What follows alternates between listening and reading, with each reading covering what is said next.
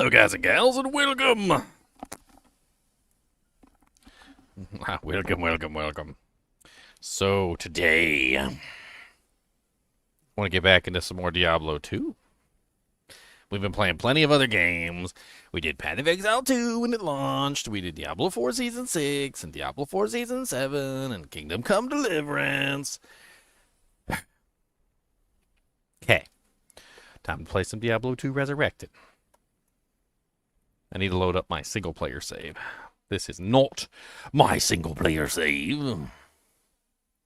I have my single-player save backed up so that I don't have to worry about corrupting anything. If you guys are interested on how I do this, it's very simple. My single-player save is inside of here. This is my, everything save from, my hero editor stuff and everything else that I do, right? So I copy and paste this one into the D2R all saves. Then I copy and paste the D2R single player saves and I paste them. So this allows me to basically switch essentially whenever I want to which save files I want to use. So that way I have access to the save files that I want to have access to when I want to have access to them. And I don't have to worry about corrupting one set of save files with another set of save files and end up having like a mixed bag of doojanks, which I definitely don't like to have. Let's get some of these windows out of here. Get a little bit of Diablo 2 Resurrected. I was thinking about playing Avowed, but I don't know. I haven't really heard very good things about it, to be perfectly honest. Overall, it's not been something that I was like, oh, look, this looks really, really amazing. Nah, it doesn't really look super duper amazing. Look kind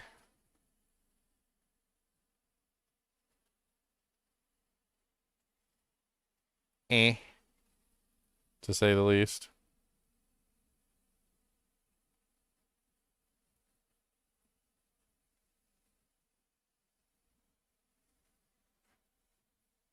My little chickens down there. Little chickens. And other doojanks.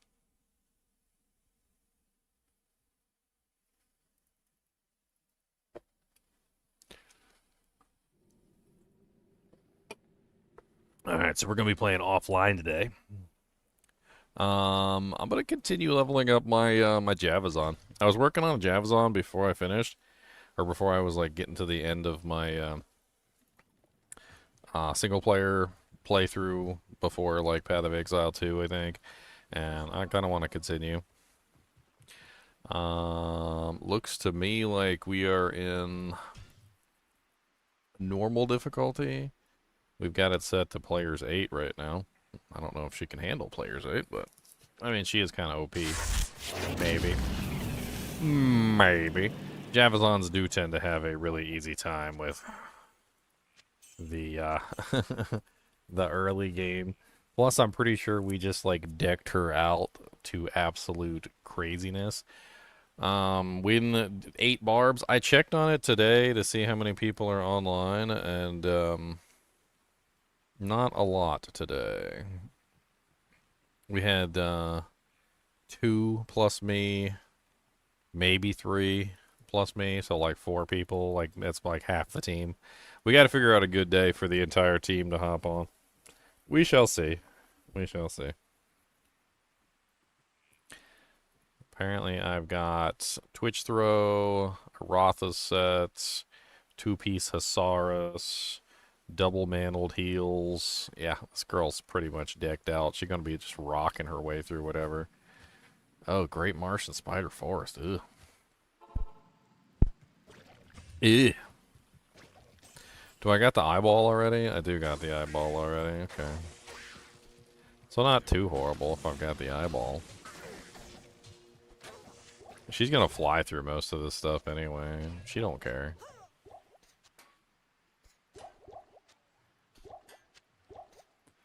Quit being rude, okay? I'm trying to do stuff, and you being a jerk. What's up, Darkado? Man, I haven't seen you in a while.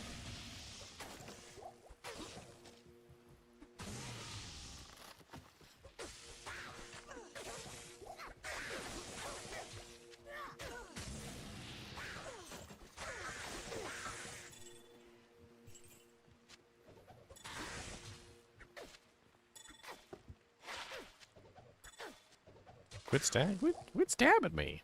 Rude. Rude stabby stabs.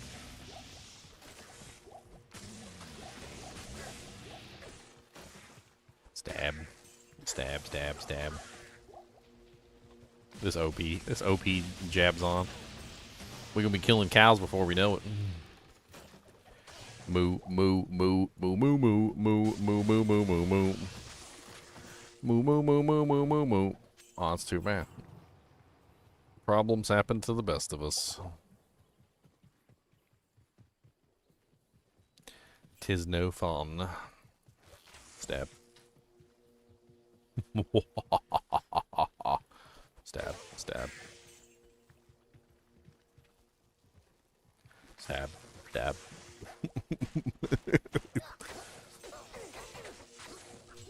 Playing OP characters. IBOP.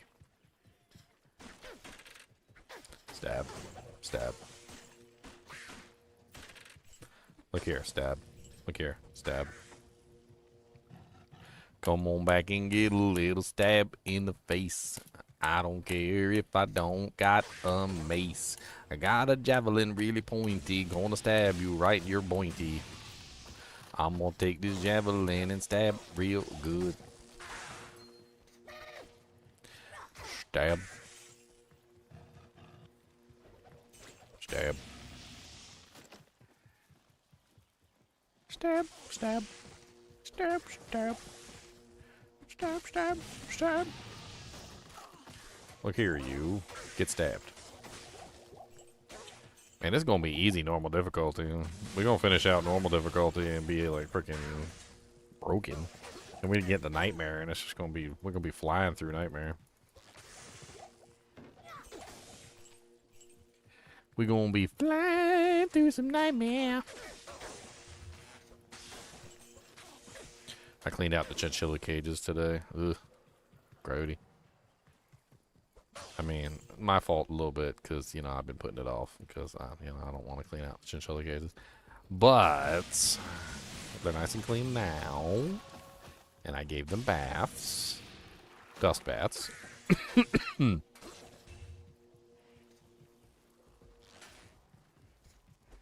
Player settings are best for farming high runes in LK. I mean,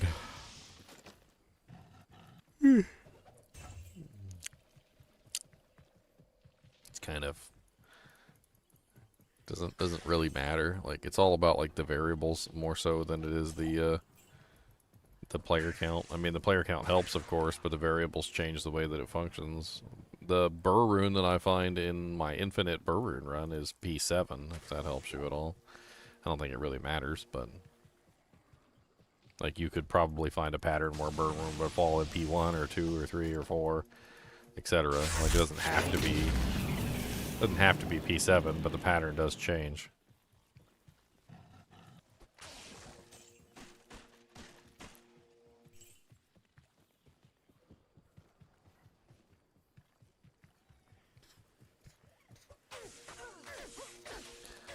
Ow, ow, ow, why are you so mean? Ow. Ow.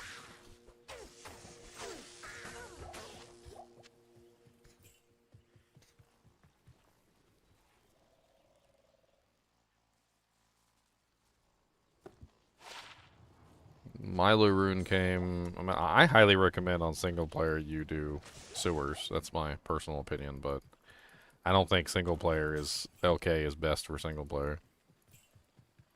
In general, when you're talking about single player, there are better places to go that are harder to reach, and the reason why people don't farm them in online is simply because the directions to get to them are, you know, ever-changing and fluid. However, in single player, where you can find a seed and stick with it and just simply stay on the same map layer for the entirety of the game, like, there are better places than LK. LK is not the best place for farming super chests.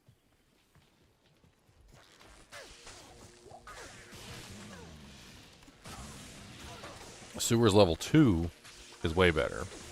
Sewers level 2 is a level 85 zone, which means that the chests are the highest that they can possibly be outside of a TZ. And that means that you can farm a rather large number of chests relatively quickly. All you gotta do is find a good map layer where the sewers chests are near the waypoint, and you can just farm the sewers chest repeatedly. Online, however, sewers is not a good place to farm, because obviously the directions to get to it are going to change every single time, and so it gets a little bit more difficult.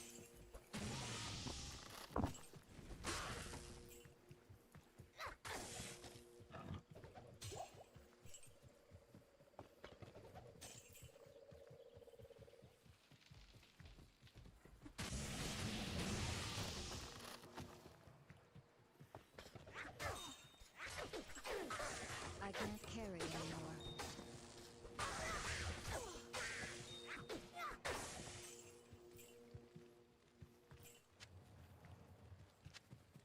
I'll take these gemolams. Burp, burp, burp, burp, burp, burp, burp.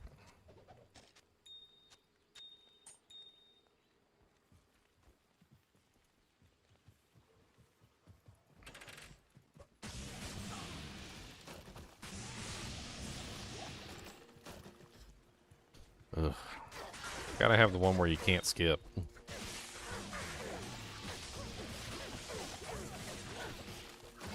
I need more vitality.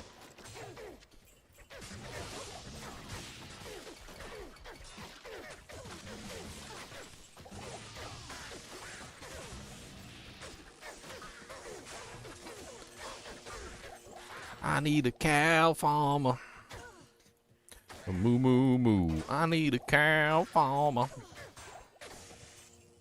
Moo moo moo.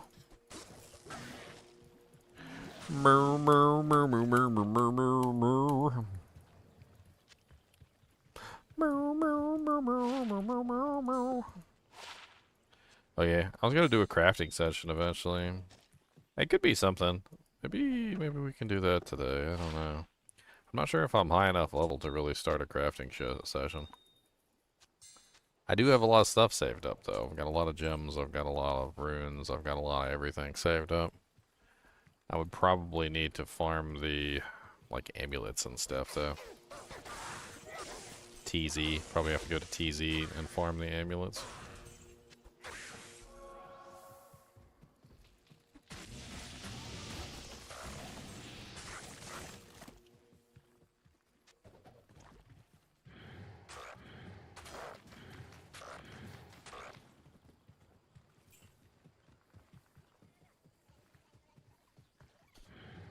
Boom.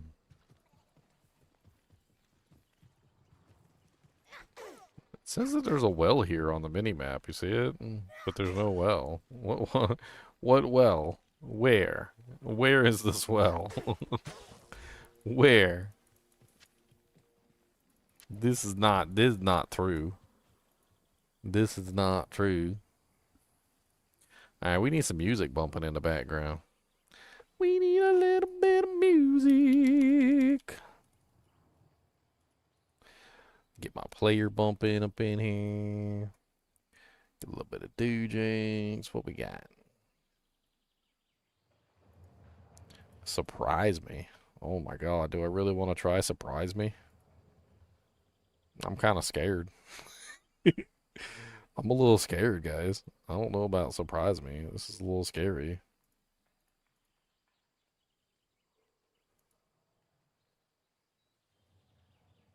Popping Balloons by Julian Guillermo. Wait, no. Brazilian. Wait, no. Mambo Tune.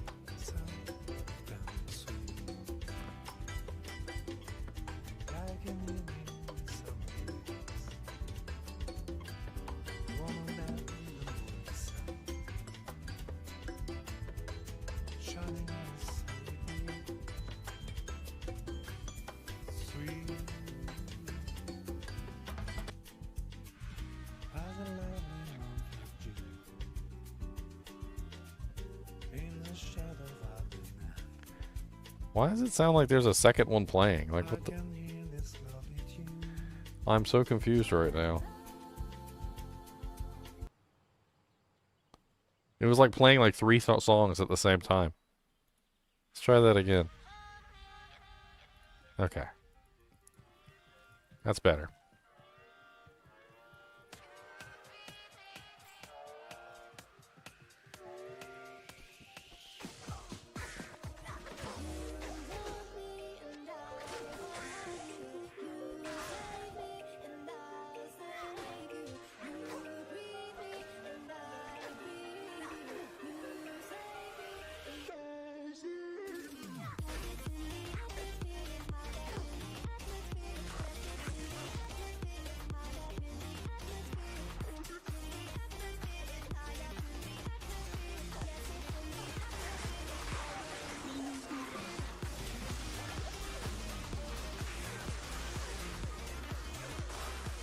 I don't know. It's okay. I don't know about the weird lady singing in the background, but that I can barely even understand.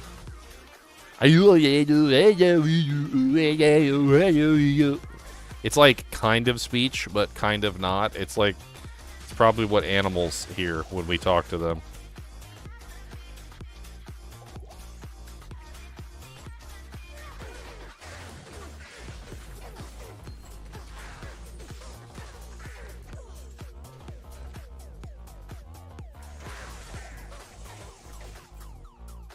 Like, you ever watch Charlie Brown? And in Charlie Brown, remember when the adults would talk to them, it always came out wah wah wah wah wah wah wah wah wah wah wah wah wah. Like, it was like you could kind of make out what they were saying, but not really, because it was pretty much just wah wahs.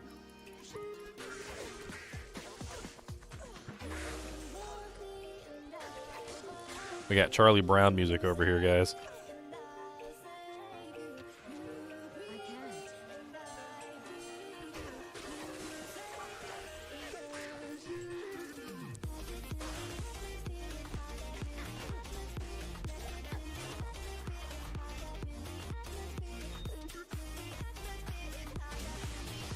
Hungarian, clearly.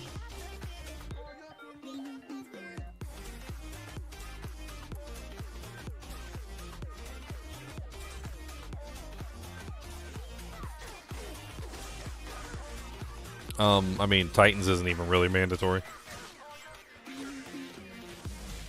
Hate to say it, but Javazon is really, really don't care about your equipment. That's what I'm using right now on my Javazon. Beautiful, isn't it? You can pretty much go through the entire game on a white javelin. Like, the Titans isn't even mandatory.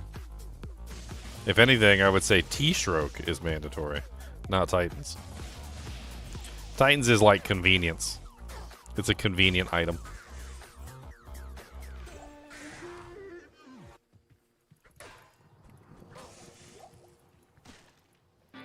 Yeah, Javazon can be very tanky. If you make it tanky, it can be very tanky. The hell is this music? I mean, it's got some beat to it, I guess.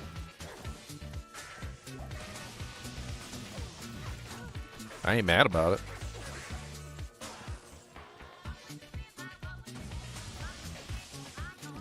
Come on down and get you some of them Javazon magons. We're gonna take that Java all the way down to hell, and she gonna be using just a white javelin L. And you don't even think that she can do it, but she be one-shotting everything right in the butt. And them lightning bolts be shooting out them groats. And I tell you what, I don't know what to think, my friend. She is so OPO. She kills them cows in droves. I don't know what to do, cause them cows be coming, yo.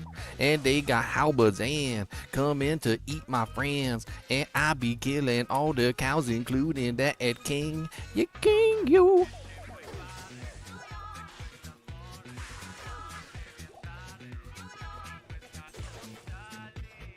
Found a flay jungle and we going down to sea.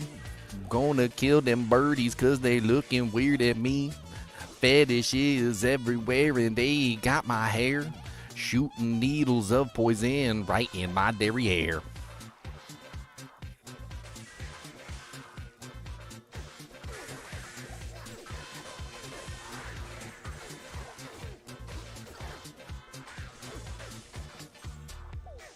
Lightning bolts be shooting every which way I will go. Slicing them and dicing them with my javelin, yo. You be shooting fire at me, but I am immune. Erotha set is amazing and it's so cool. Oh, I got the results stairs of 85%. And you can't hit me with that stupid fire in the tent.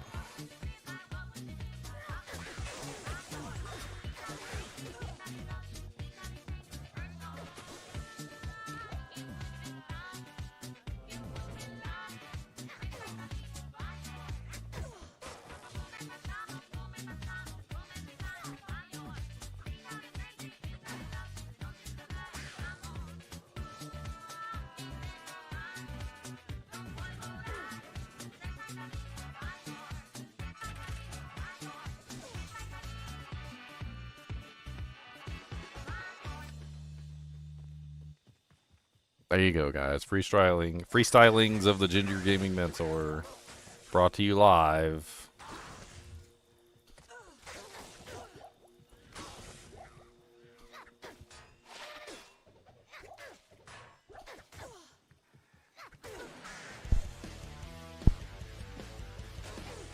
Dang, we got some heavy metal now.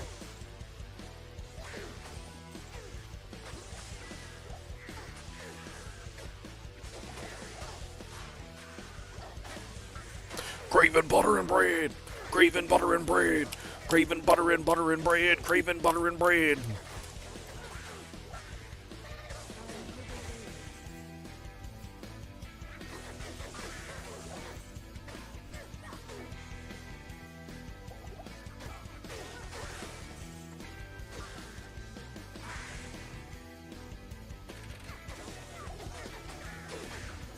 Die punks. Bonk, bonk, bonk, bonk, bonk, bonk, bonk, bonk, bonk, bonk, bonk, bonk, bonk, bonk, bonk, bonk, bonk, bonk, bonk, bonk. A falchion of poopiness.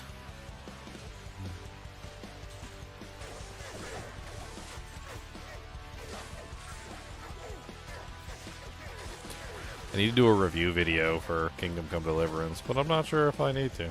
I feel like I already had that good video, the beginner's guide, which pretty much works really well as a review video. I don't know.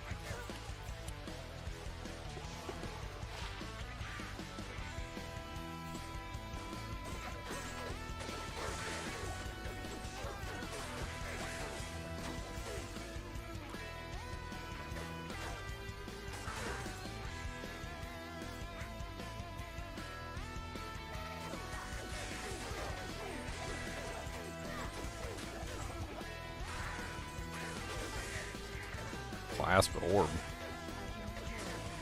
A little Lobby orb. Could be interesting.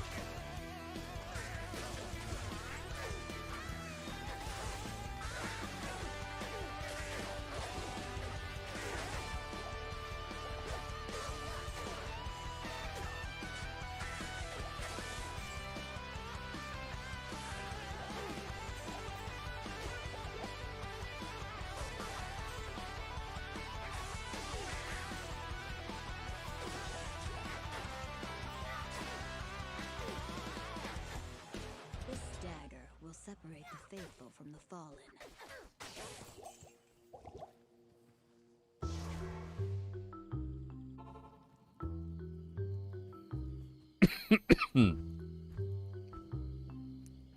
Bing, bing, bing, bing, bing, bing.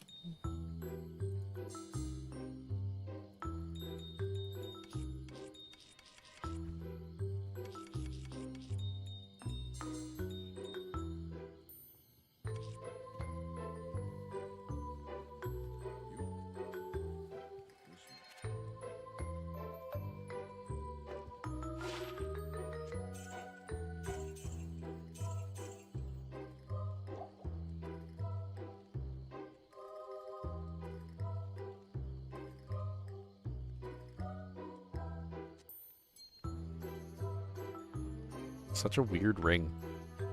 Attack rating, life, replenish life, mana, damage reduced by, and a tiny little smattering of... That's, I guess it would be decent for a low-level melee. I mean, it's not terrible. I wouldn't say it's the worst thing in the world for a low-level melee character. It's not the greatest thing either, but it's not terrible.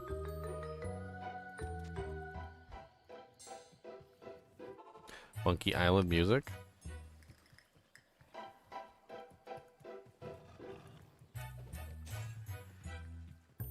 Sneaking through the island with my monkeys, gonna get all the pirate booty. Don't tell anyone about it or we'll have to share. Come on down and we can find it. We can look through all the places.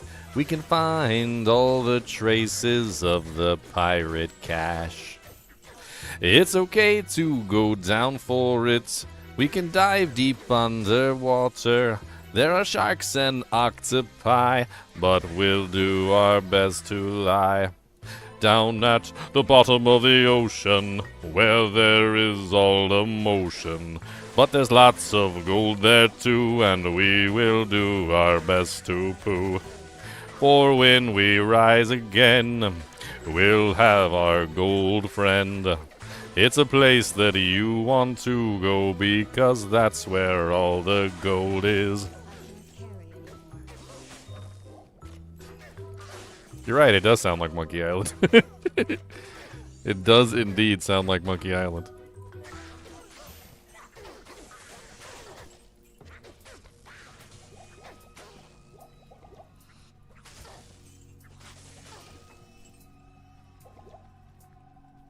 We just moved from Monkey Island to some sort of horror game music.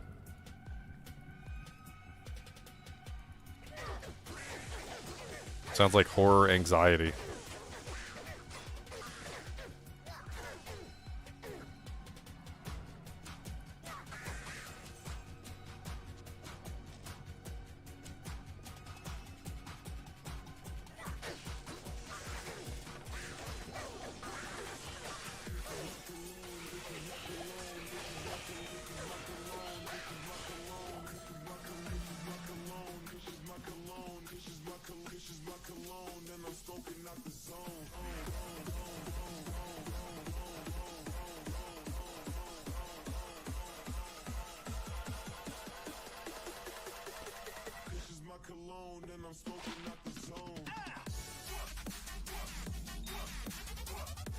The hell is this song? No, I haven't seen the new Captain America yet. Man.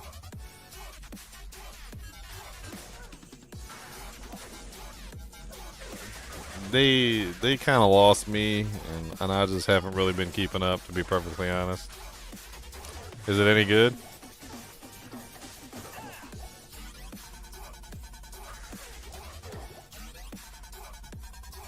I was really interested in seeing the new Chris Hemsworth. What did I saw? I saw it just the other day. It was a He-Man. Chris Hemsworth is He-Man. I thought that looked really good. I like Hemsworth. Hemsworth is a good actor.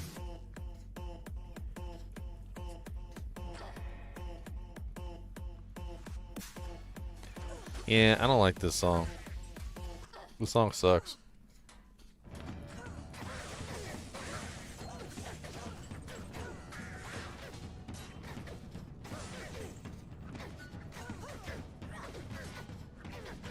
Oh my god, can I get through the door, please?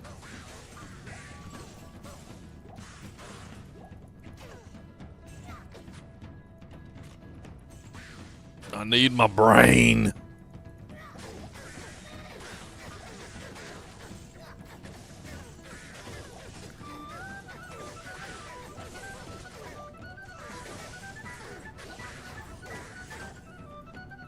What is this?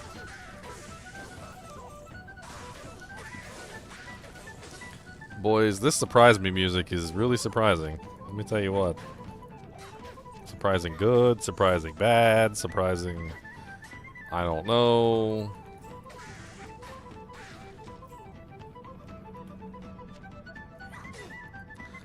What is this? Some sort of Irish jig?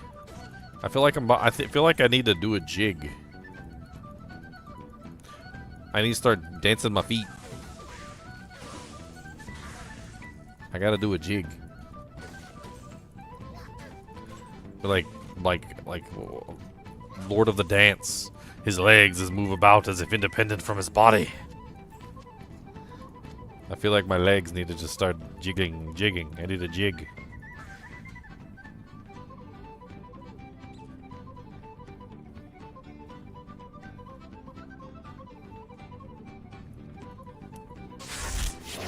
Yeah, I need to river dance. Like, I feel like I need to river dance. This is the river dancing music. It's been a while. Glad to see you live. Well, I live stream like every single day, Cindy. Like, pretty much 365 days out of the year, my friend. Haven't gone anywhere. Y'all crack me up. Be like, oh man, you're finally live again after the first time in like 10,000 years. And I'm like, bruh. I've been live streaming every single day for like forever. Like I barely miss a day. When I miss a day, people notice. They're like, oh man, where's Ginger? He usually streams every single day.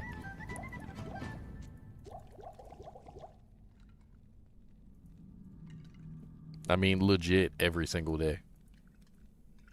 I had a little like sheet that popped up from Twitch. They sent me this little thing, and they were like, Twitch was like, "Oh, here's your report card," and I'm like, "My Twitch report card," and I'm like, they're like, "Yeah, this is your Twitch report card on like how good you did over the course of a year," and I was like, "Oh, okay, let me take a look at this report card."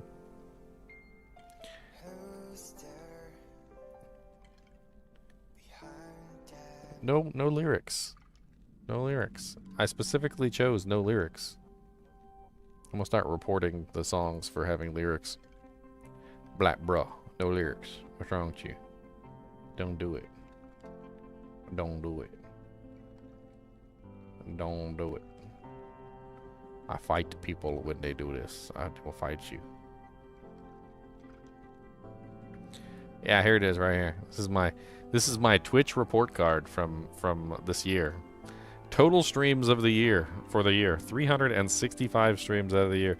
You know how many days out of the year there are? 365. What do you know? So I literally streamed every single day. Every single day. Every single day. Every single day. Okay? So don't be coming at me with silly stuff like, oh my god, you finally been streaming for the first time in like 10,000 years. Nah, fam. I stream every day. Every day. Every day. My girlfriend can attest. She's angry at me all the time.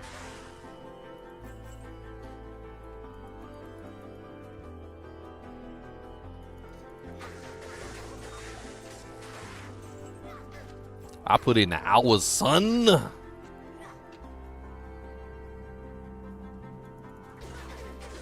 I will call for my money. This music is terrible. Like, no, bad. I mean, that's fine. I deserve at least one day off a year, don't I, Christopher? Right? Just one day off a year. I mean, that's reasonable. I think that's reasonable. Gotta get that one day.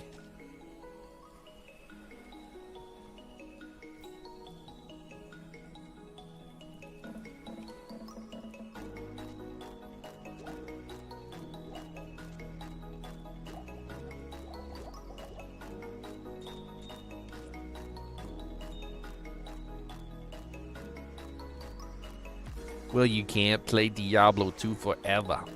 There's other games that are lighter than a feather. You gotta enjoy when it comes out, 'cause the launch days never come again without doubts.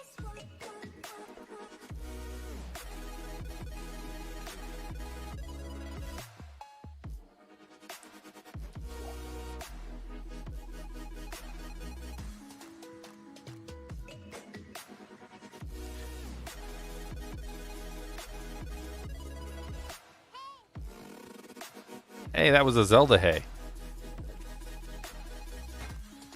Love it.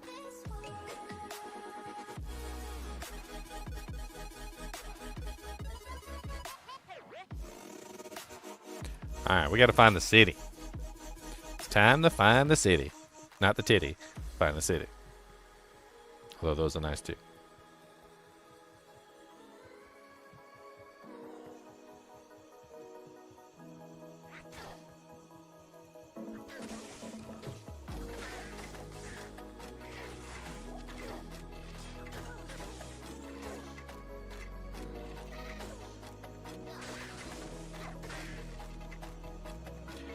Wow, wow, wow, wow.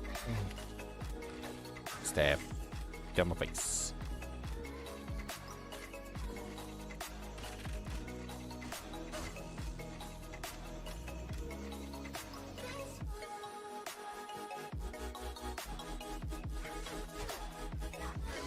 I don't like the song. This song's terrible. This one's called Hungarian Dance Music.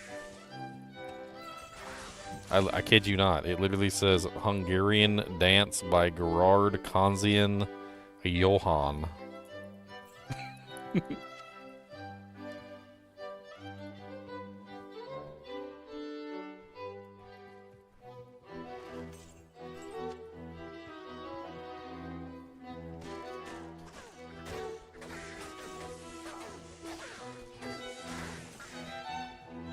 I feel like this would have one of those, like, really, like, old-style Hungarian voices. Like, it's hard for me to do exactly what I think would be here.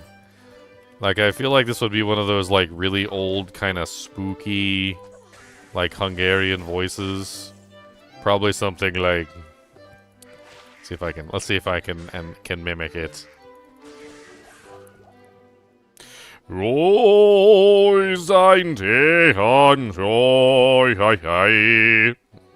don't speak Hungarian.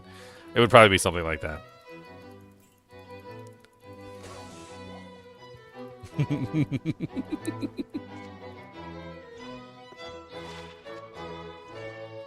A two-socket ethereal claymore.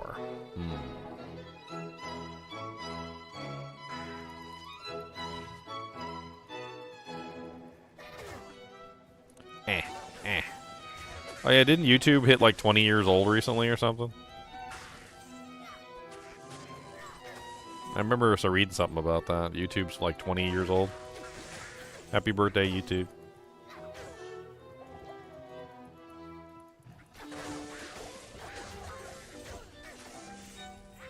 I posted a bunch of videos today, by the way. One video and several shorts. So, if you guys see those around, be sure to hit the like button and the subscribe button and the comment button and all the other buttons. Press all the buttons. Do all the buttons. The buttons are things that you need to press. There's some cool ones on there, like there's the one where the Chinchilla is sensing an evil ghost and the ridiculous Hephaesto the armor combined with some other silliness. A superior stag bow. That's what, max 3 sockets at this tier, so that's no good, really.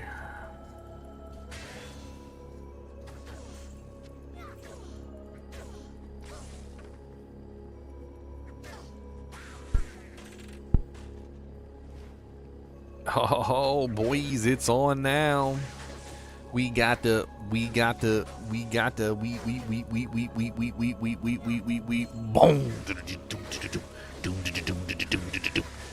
Oh, it sucks right now. It doesn't have any damage. Dang it. It doesn't have any damage, and I also don't have access to pierce. Hold on. Ah, I didn't put a point. Friggin' penetrate. God, blammy it. Blammy it! What the hell is this crystal ringing small galorm? I was looking at some games the other day, and this one came across my desk, and it looked really neat. Let me see if I can find it real quick. I think I wishlisted it on Steam. I think I did anyway. Let me see if I wishlisted it.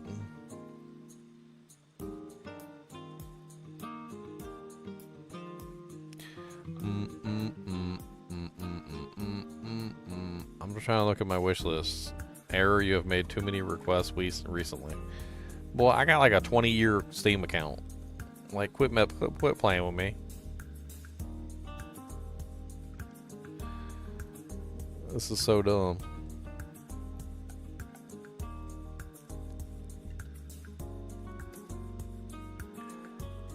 Wah, wah, wah, wah.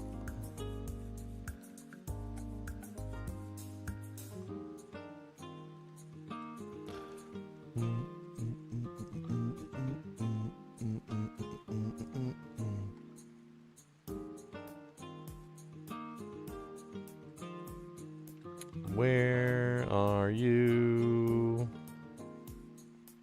Maybe I didn't wish list it. Dang it, I'm horrible.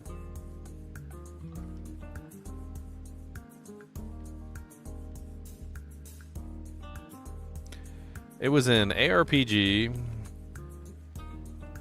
and it was a really interesting ARPG at that.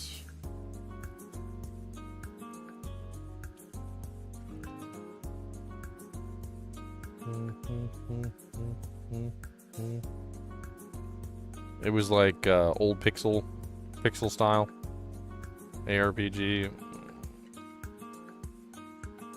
Why can't I remember what it was called, my friend? Dude, this song has got too many little like repeating doojanks and it hurts my head.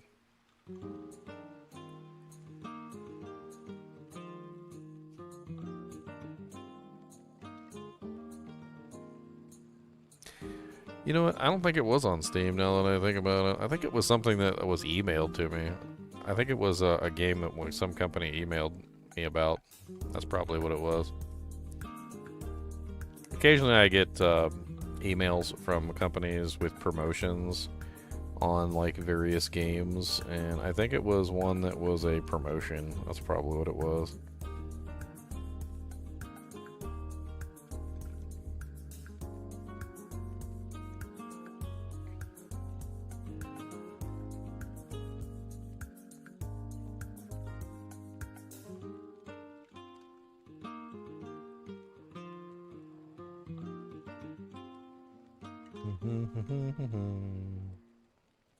Boom, boom, boom.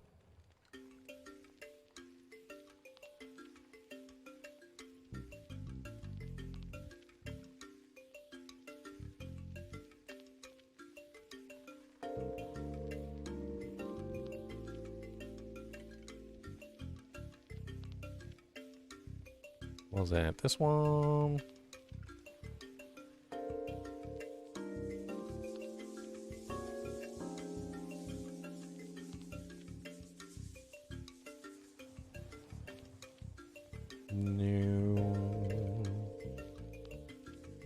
No.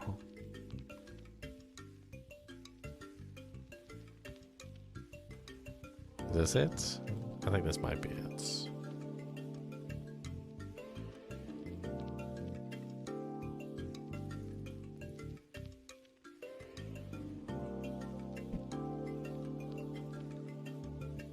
Gosh, so many emails. I get so many emails. Most of them are junk.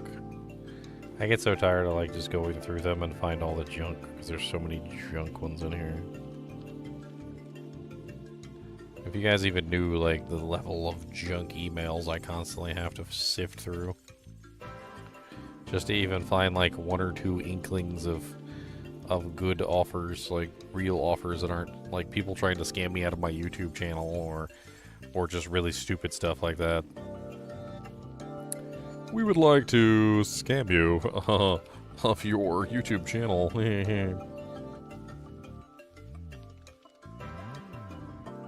Scam.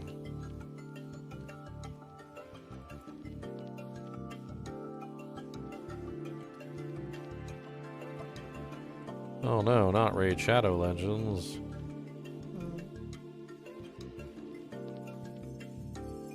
I can't find it. YouTuber problems. Cody, I took you out to go Peppadoo. You've got food and you've got watums. And the Chinchi's cages are clean so they don't not so stinky. Why don't you go play with Miss Gojo? She had a bath and everything.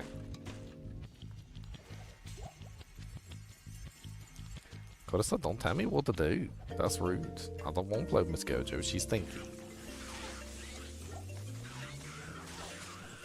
She smells like Chinchilla.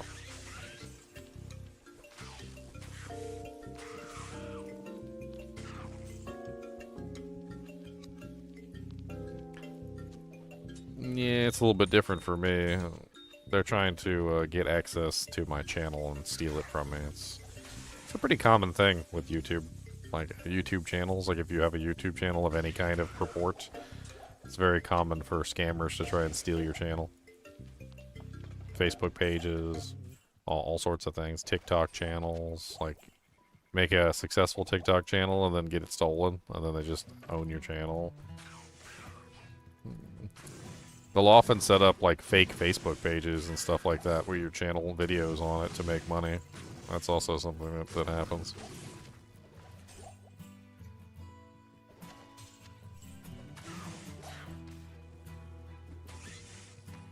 Alright, let's just continue. We're already level 30 and we're still in Act 3. Let's move along. We're gonna be like level 48 by the time we kill Bale.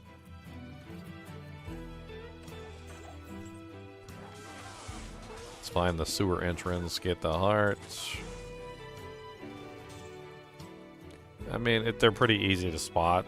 I mean, it's not like the scammers are particularly difficult to deal with. I've never had any issue myself.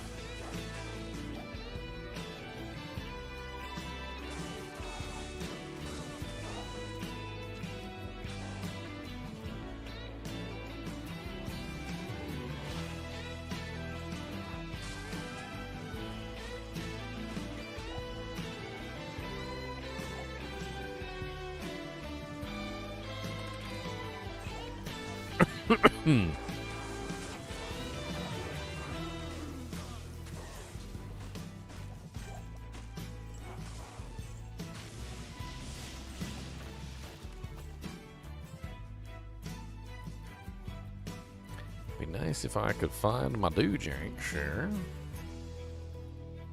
That's not one of the temples. There's the sewers.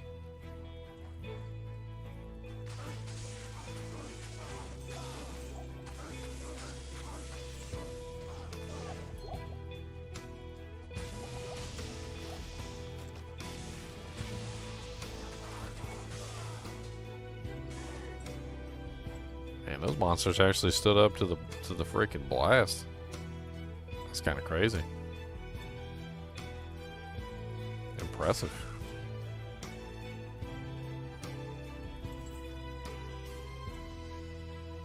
Facing the wrong direction.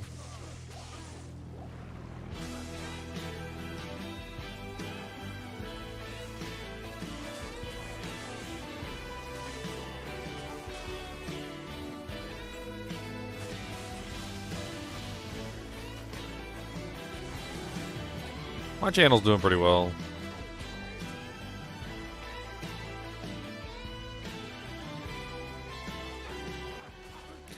I've had I've been at this a little while, so I've started to get used to the ebb and the flow of the YouTube channels. I make the least amount of money during January and February. So since most of my revenue is based on ad revenue, my views don't really change all that much. I mean, they do fluctuate, don't get me wrong, especially towards like the launches of games and like season starts and things like that. Obviously the views go up, but like for the most part, when it comes to my revenue stays pretty static, except for during like the months approaching Christmas, which is where all the ad revenue is at its highest. You know, because everybody's advertising because they want people to purchase things for Christmas, because that's when everybody's buying stuff, is during the Christmas season. And then January and February tend to be my lowest revenue months because, well, everybody already blew their wads, no pun intended, during Christmas. So they don't have any money left usually during, you know, February and January for ad revenue. So it's generally a much lighter set of months. In fact, any donations during January and February would be highly appreciated.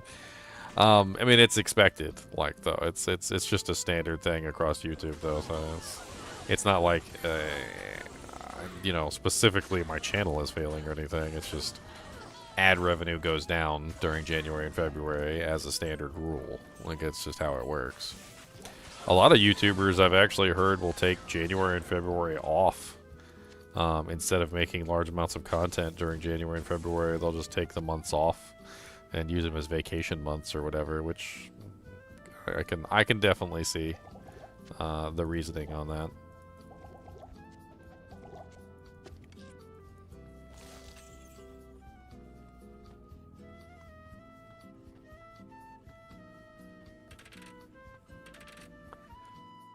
Well, the ads that you see are specific to you, Joy. So, they're very region based, like age based. On top of that, they're also based on your so your gender, your age, your location, etc. Like what you've recently purchased. That also may be advertised by what you recently talked about if you have a cell phone or any kind of device which may be listening for keywords. So I mean, like it's a very personal, like what you see ad-wise is very personal. It's for you. It's not for everybody else. Everybody else doesn't get the same ads you do.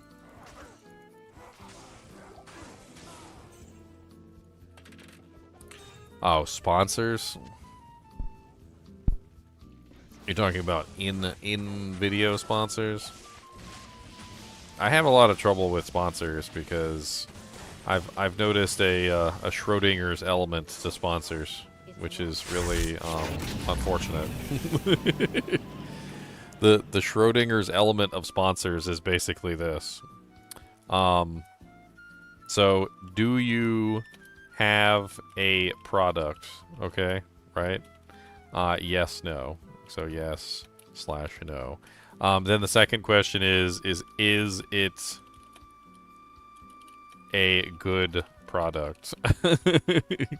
Yes / no. If you answer yes, then it does not need advertisement.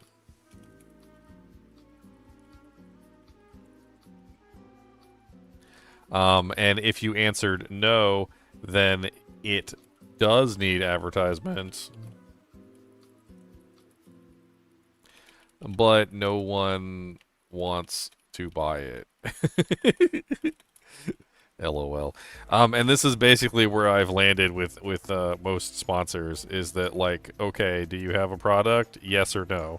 Yes, you have a product? Okay, is it a good product? Yes. Well, then it does not need advertisement because it's a good product. Is it a bad product? So is it a good product? No. Well, then yes, it needs advertisement, but no one wants to buy it. It's basically been the case with every single thing anyone has ever come to me to sponsor. I look at the thing and I'm like, okay, I can try and sponsor this.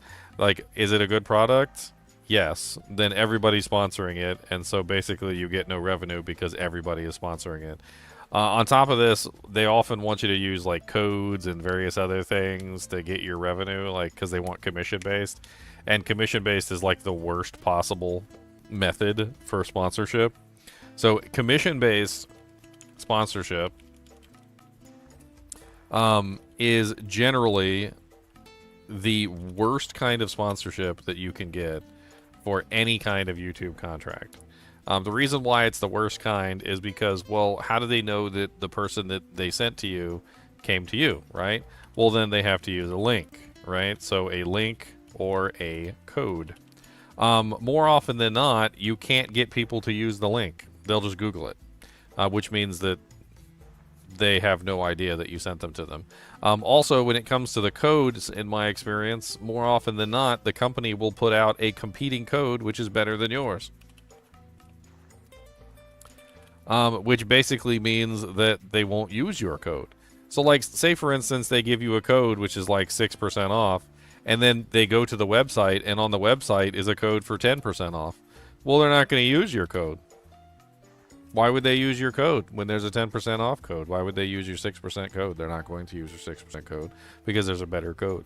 So, like, half the time when you do commission-based sponsorship, basically what I've encountered is that you do all the work, have all the risk, and get none of the reward. And the reason why you get none of the reward is because the majority of the people won't use your link, they won't use your code, And you might send 1,000 people to this company to purchase items from their company, which they very well much will purchase items. But the company has no way of knowing that the people that you're sending are from you because they refuse to use the link or the code. And even if they do use the link or the code, there's a very good chance that they may not complete the purchase immediately. And the link and the code are usually only good for 1 to 3 months anyway. So if 4 months later somebody goes back to the website after using the link and they purchase something, you still don't get any benefit from it either. And then it's up to the company whether or not they actually give you the sponsorships or the commission. So like it's up to the company to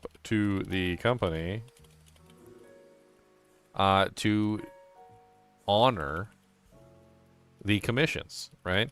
And in my experience, depending on the company, this is a company by company thing, but they generally will not honor the commissions properly. Like I've had several times where I've sent people to them. I know for a fact I sent to them. I made sure they used the link, watched them purchase the item, and then end up not getting the commission because the company just decides that you don't get the commission for that item, which is very interesting. In general, commission-based sponsorships, which are the most common, are also the worst sponsorships that you can possibly get. And this falls right back to exactly what I was talking about earlier, which is that commission-based sponsorships fall into the category of, do you have a product that's good? Does your product need advertisement? It doesn't need advertisement because it's really good and everybody's buying it anyway. Well, then why are they going to use my link or my code? What does it even matter that I'm sending people there when everybody is sending people there and everybody has a link and everybody has a code? Because the good products, everybody is commissioned on, and the bad products, nobody's commissioned on, but nobody wants to buy the bad products and everybody wants to buy the good products. So the commission hardly even matters at all because everybody has a commission. It ends up being just the poopiest thing in the world. The only sponsorships that are usually worth anything, honestly, the only ones that actually have any kind of value are upfront paid sponsorships, which is basically where they pay you the money in advance for you doing a specific task.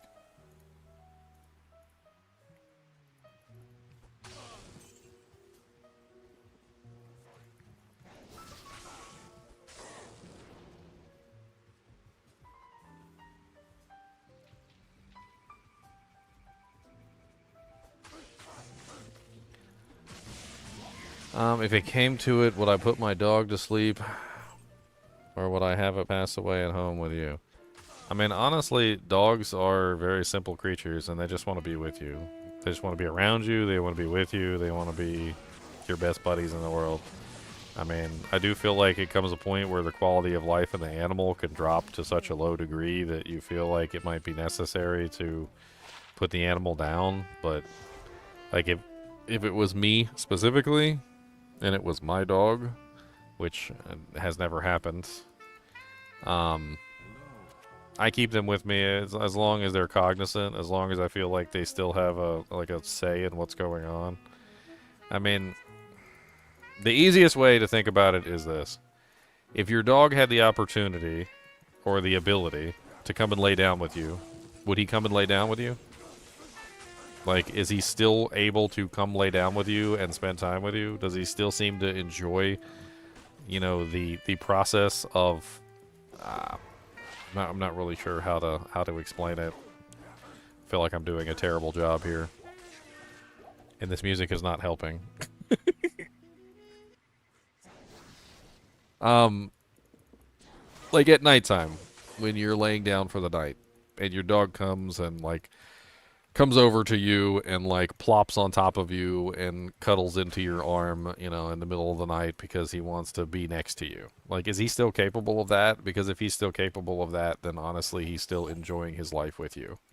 And it's kind of hard for me to recommend to put a dog down that's still enjoying his life with you. Yes, he might be in pain. Yes, it might be horrible for him. But at the end of the day, if he's still coming over to you and laying with you and enjoying his time with you, then... I mean, it's hard to recommend putting the dog down in that situation. But if you feel like the dog is in a position where he is just completely incapable of existing anymore, it's like if every day of his life is just pain and he's not enjoying anything anymore, like he doesn't eat, He doesn't enjoy, playing. He won't chew on anything. He doesn't lay with you. I mean, then that's a whole different story, and I don't know what to say from that point.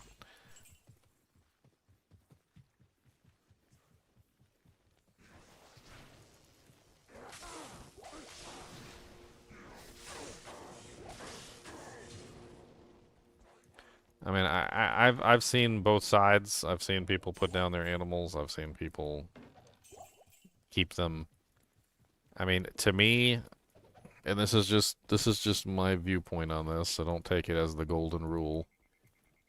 Animals want nothing more than to be with you. Dogs specifically. They want nothing more than to be with you. To be around you, to be with you, to lay with you, to sleep with you. They whine and complain when you're not in the room. I mean, if the animal had a choice, I already know what the animal would choose. Like it doesn't take a genius to figure out that a dog, given the choice, would choose to be with you. That's what he would choose. He would choose to be with you until the end. Lay with you, sleep with you, eat with you. That's what the dog wants. He wants to be right by your side every single second of every single day, whether he's in pain or not.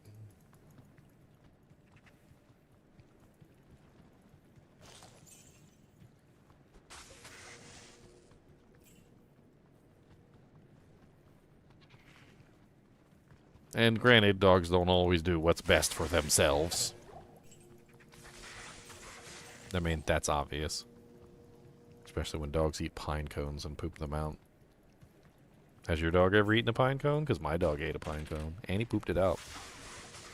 Has your dog ever ate a tin can and pooped that out? Because my dog ate a tin can and pooped it out.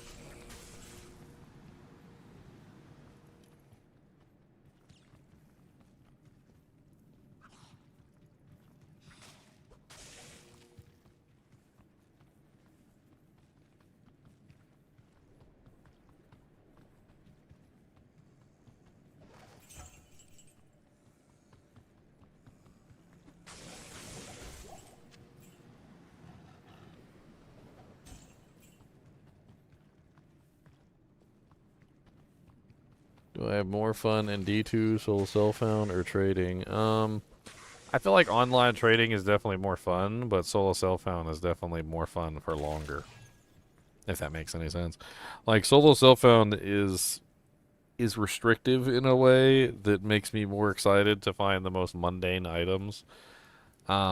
Which is really silly when you think about it. Like, but online, you don't really get excited about the mundane items. You only get excited about the really rare and the really valuable items. So, it you kind of get to the point where you end up like super rich online relatively quickly, and then before too long, like nothing is really important anymore. Like you find a burr rune and you're like, another burr rune for the pile, and you like throw it behind you or whatever. But like offline, like you find something really valuable, like a freaking Astrions or something like that, and you get really excited. It's I think that they both have their place, and ladder starts are definitely the most fun out of all of them. But ladder starts don't last forever, and before too long, everybody's super rich, and then you kind of just move on to the next doojank. Random butt cheeks there. I had to check and see if that was in the old version of the game. It's not in the old version of the game. It's interesting. They added a random dead dude in the water.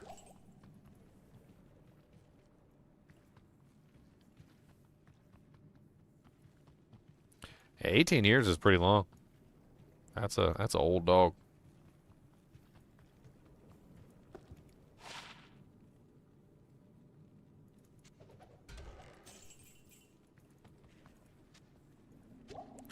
That is an old dog for sure. Impossible.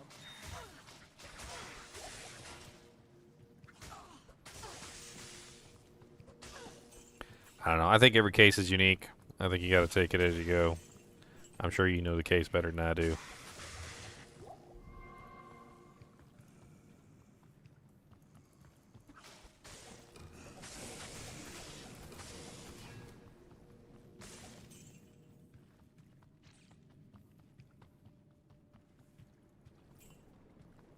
Nah, you need to spend time with your dog.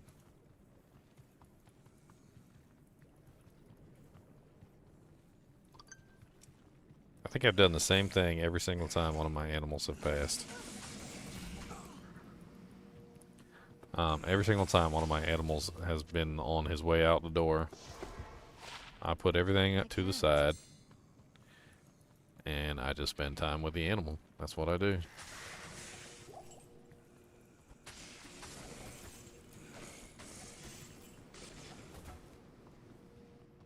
I mean, what else would you do? Eventually they're going to be gone, and you're never going to see them again. You won't be able to get the time back. Why would you do anything else?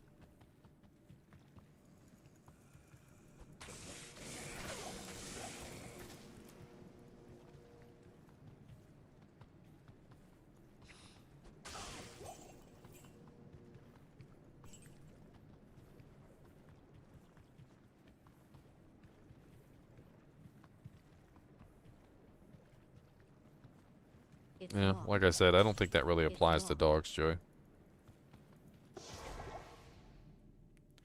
Like I said, I'm pretty sure, I'm like 100% sure that if a dog was given the opportunity and they were suffering, they would still choose to be with you. That's their choice. And dogs are very simple creatures, and what they desire more than anything is to be next to the one they love. That's it. All this trouble Full over stop. a tattered book. It doesn't matter what kind of pain they're in. It doesn't matter whether they're missing a leg. They still want to be next to their owner. They still want to be next to the one they love. It doesn't matter. Putting them down just because they're in pain is stupid. All that dog wants is to be next to you. That's it. Just like Cody. He's sleeping right next to me right now. He wants to be next to me so much he whines at the door if I'm not in there with him. Now you look at an animal and you see the animal do that. You see the animal whine and complain because you're not nearby. Because a door is separating you. And do you really think that to the animal a little bit of pain really means all that much in the grand scheme of things when what he wants more than anything in the world is to be near you? No, it doesn't. So the dog, no matter what, is probably almost always going to choose to be near you regardless of circumstance.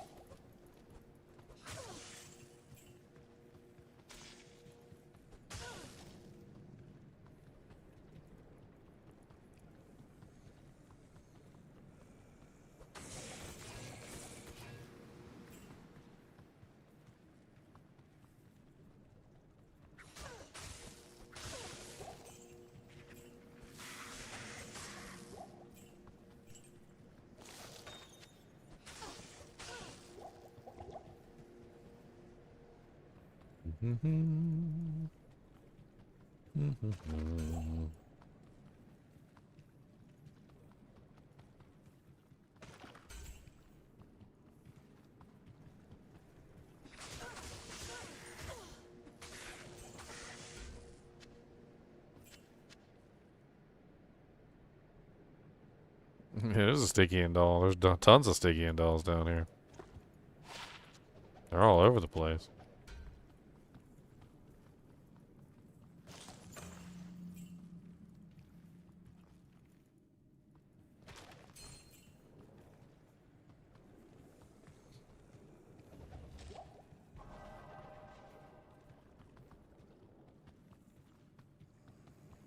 That's one of the reasons why nobody likes to come down here. It's too many dolls. It's dangerous. Dantankerous.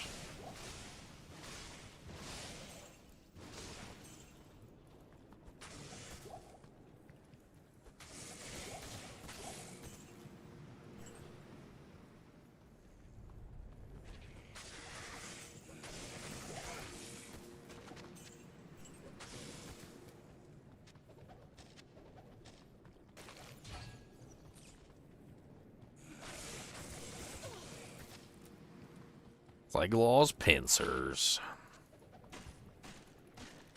I got like 1,000 of those.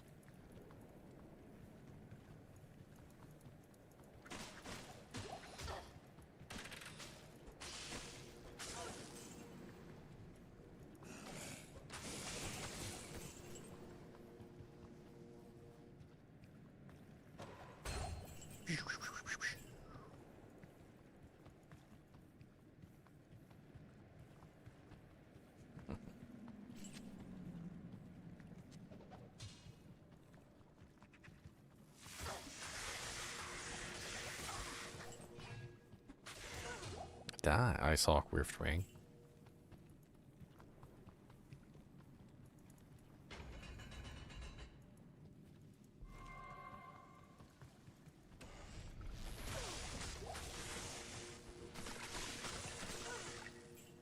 I need a key.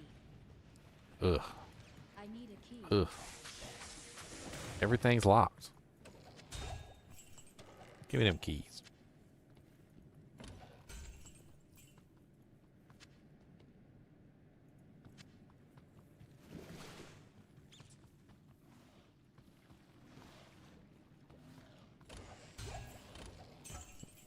Suffer for you no matter what. That's a really bad way of putting it. Nobody real. It's kind of the opposite. So it's very obvious that is what the dog wants. My point is that the dogs want to be near you and they want to be with you. That's what they want. They become attached to you. Almost like a duckling becomes imprinted. And what they desire more than anything else is to be with you. That's what they desire. It's very, very obvious from the way that they behave, how they follow you around the house everywhere you go. You know, like the term is like a lost little, like a little puppy. Puppies will follow you around everywhere. Like that's what they do, right? And when they become attached to you, when they become a member of your family, and usually dogs become attached to one particular person in general, more so than all the others, because they look at them with, what do you call it, puppy dog eyes, puppy love. There's a lot of different terms for it, but in general, it's very obvious that that's what the dog wants. The dog wants to be near you, he wants to be with you, and he wants to stay with you, and it doesn't really matter what you think. Like, that's what the dog wants. I feel like people who ignore that are ignoring the very core of what dogs are, of how they behave and what they desire. They desire to be with you. They don't care what's going on. They don't care if they're hungry. They don't care if they're sad. They don't care if they're hurt. They don't care if they're dying. They just want to be with you.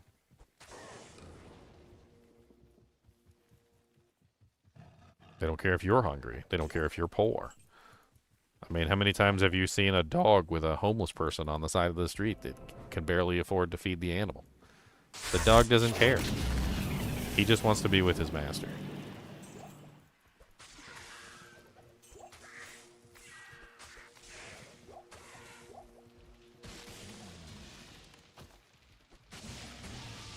Imagined suffering. Joy. You're imagining it. You can't read inside the animal's mind. You're imagining it.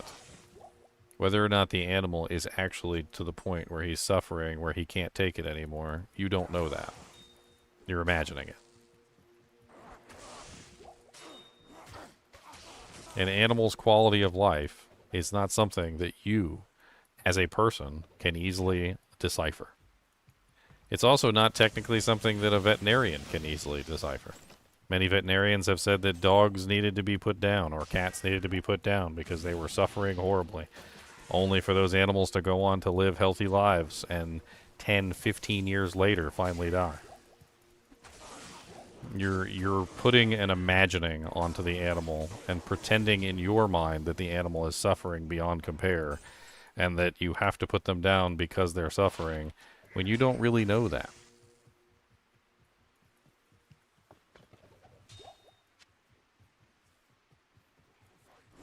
And that choice is final. Once they're gone, they're gone. I don't think you're making any sense, Joy. I think you, like many other people, start to believe inside your own mind that an animal is suffering, and so you believe it, and so you think it is true. Whether or not the animal is suffering is not something that you can really determine.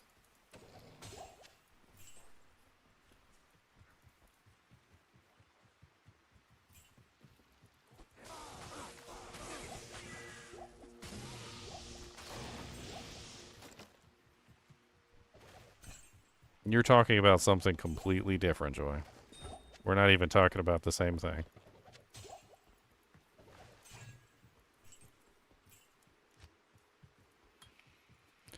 Finally got Pierce. Alright. I got all the pieces. Let's go to Trav. Let's kill stupid little punks. Let's move on to Act 4. I'm already level 31 at this point.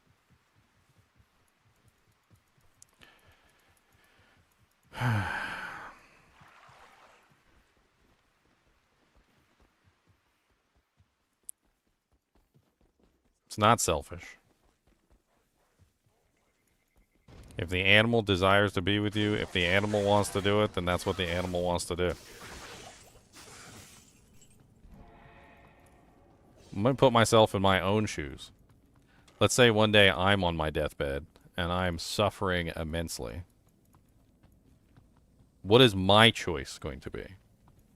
Would I want someone to kill me, or would I want to spend the last moments of my life with my family? The answer to that question is simple. And it's stupid for you to assume otherwise, Joy. And I'm going to put you on spotlight here because I think what you're talking about is stupid. Because as a person, as a human being who would be on my deathbed, what I would want more than anything else is my family around me as I'm passing. I wouldn't want to be killed early, and I would want every chance to fight for my life. But I would also want my family around me as I go. What you're doing is you're taking away the animal's ability to be with his family until his last moment. So that he can fight for his life until the very end. So that he can see his family's eyes and have his family love him and pet him and show him everything that he ever loved. So I think your way is selfish, and I think your way is stupid. Because in the end, if you had the choice, you would choose to be with your family until the very end. So you can take your stupid I'm selfish, and you can take your stupid I'm prolonging his suffering and shove it right up your butt where the sun doesn't shine. Speaking is not the only way of conveying love and feelings. A dog is capable of understanding many things. Through touch, through understanding, through tone of voice, through just simply your mere presence of being there with them.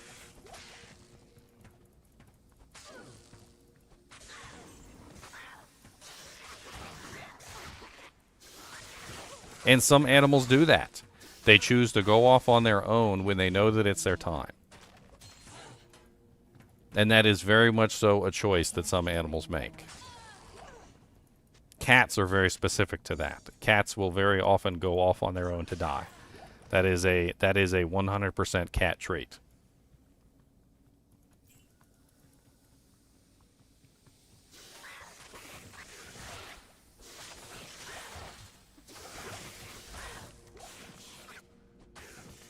My take on all of this has always been to treat animals as if they are human, even if they are not. Can they speak? No. Can they relay complex information to us in verbal fashion? No, they can't. But assuming that they're not human, and assuming that they wouldn't want to spend the last moments of their life in the same way that every person would want to, is stupid. I am overburdened.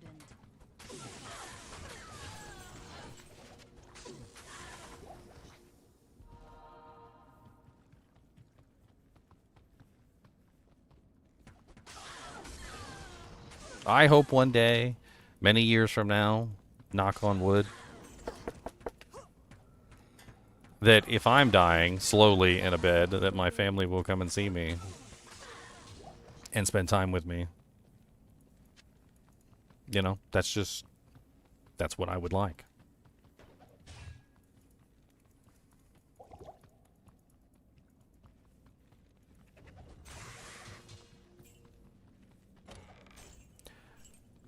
I remember when my dad had a heart attack.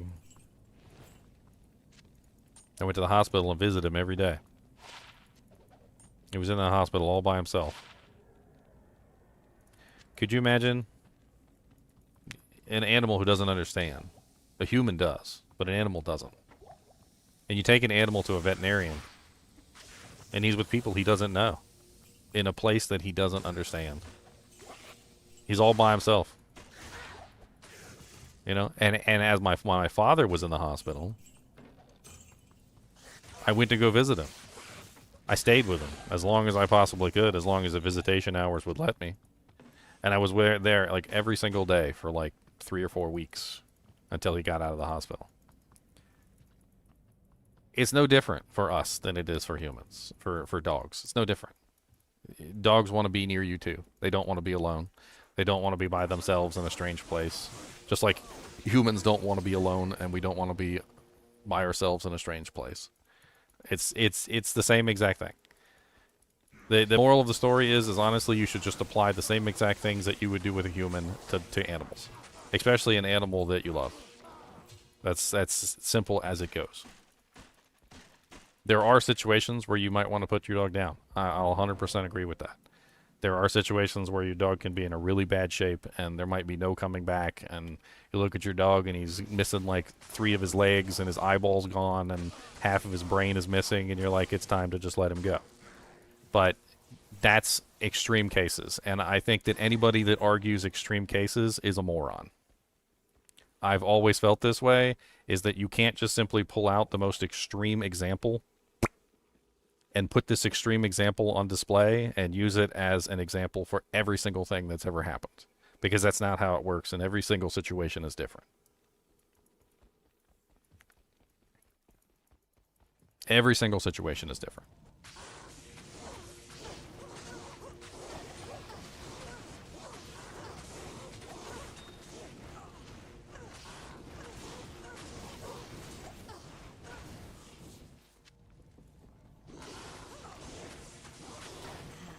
Scatsum's reign is renewed.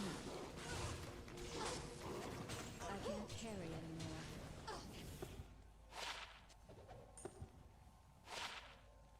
Teleport and firewall.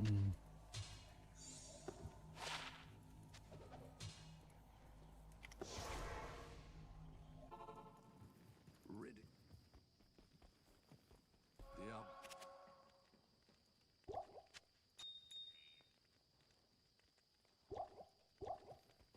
Scatsum's Reign. I need some space. That belt is like okay-ish at best. It's got 24% faster recovery, but meh.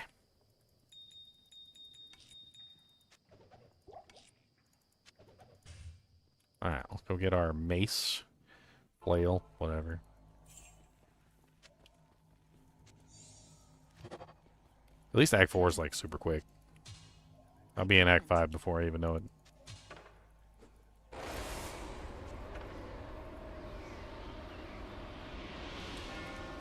I got, yeah, okay.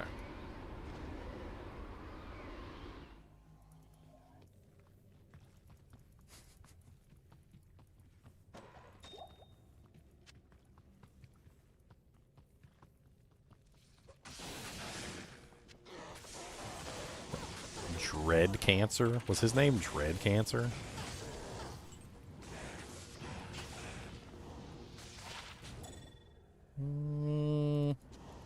Meh. Give me that flawed emerald. I'm gonna take all these jewels too. I'm gonna use them for crafting later. I think I have a whole jewel mule filled up, and I think I need to do like a second jewel mule. Just have like an infinite number of jewels that I can pull from for crafting.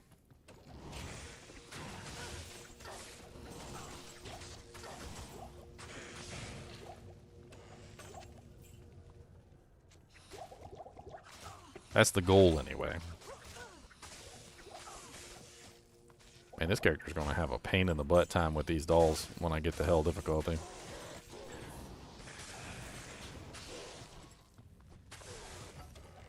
It's so easy to kill yourself with the dolls on a Javazon. Am I using Lightning Fury? I got the right one on, right? Unfortunately, Lightning Fury is really not useful at the moment because I don't have it maxed out. Oh, thanks for the follow, Mayhem. And Game Project Bulgaria. Appreciate it.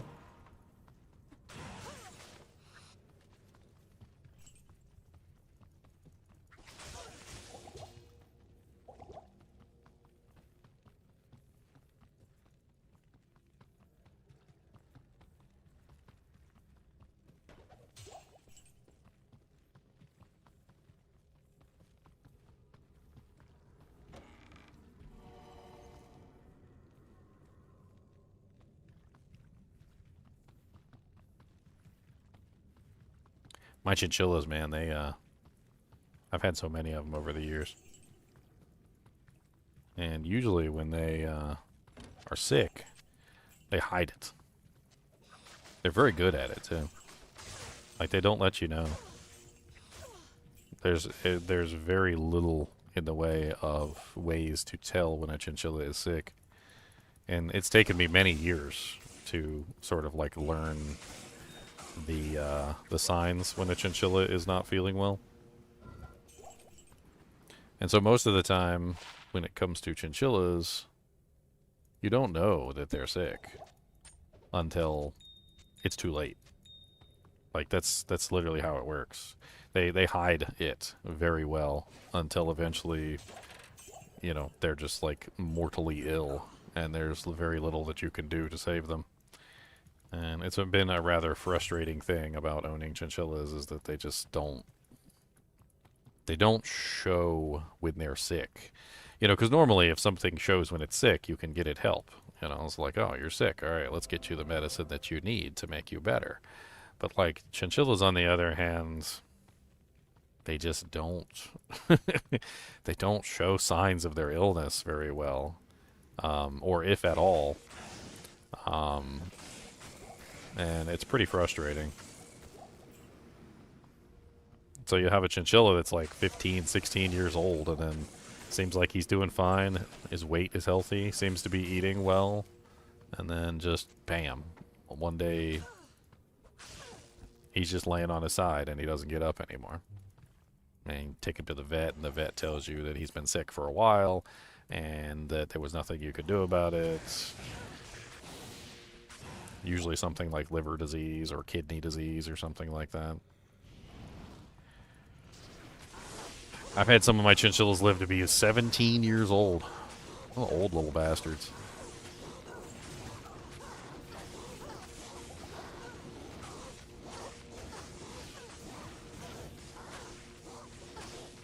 What's up, Mega Meaty Bacon Man?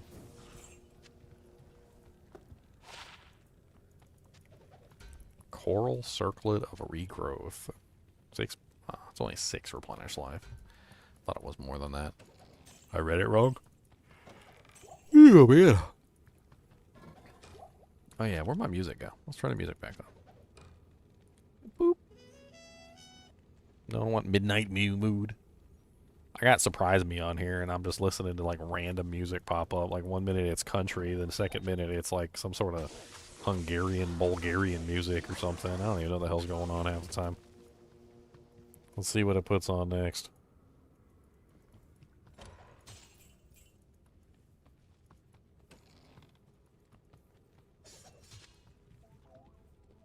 +2 to Blessed Hammer, +1 to Cleansing.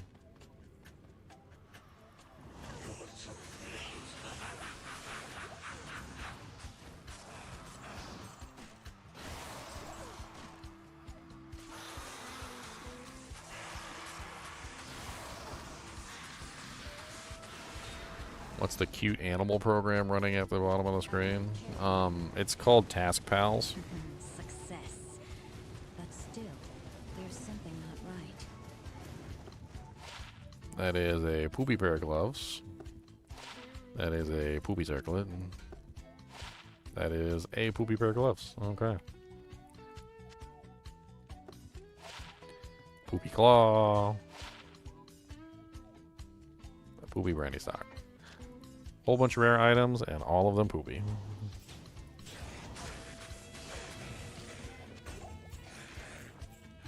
You like my little pets?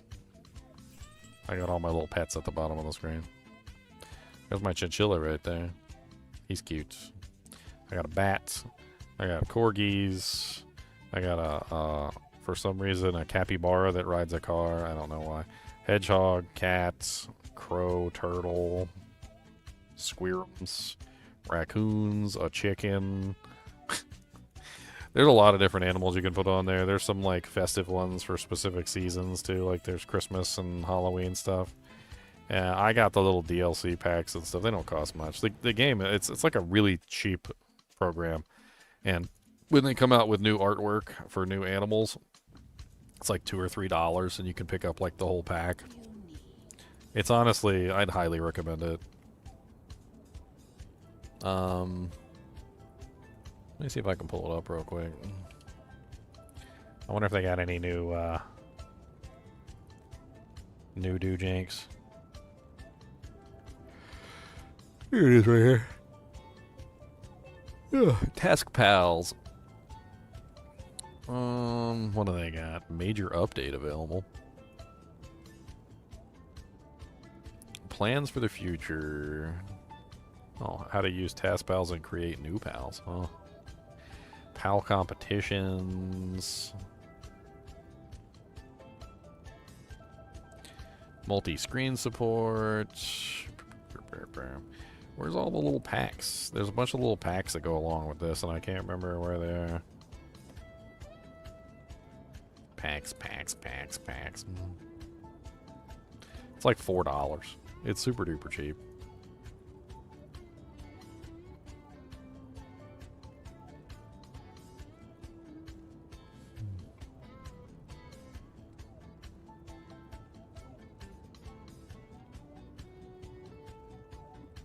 Okay, they got rid of all the DLCs and they made it so you get all the pets at one time. All right. That's cool. I'm slowly becoming a druid? Why am I becoming a druid? Why am I a druid? Why?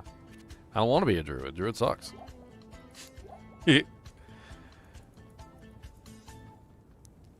Druid sucks. I hold that the druid is, without a doubt, the worst class in Diablo 2.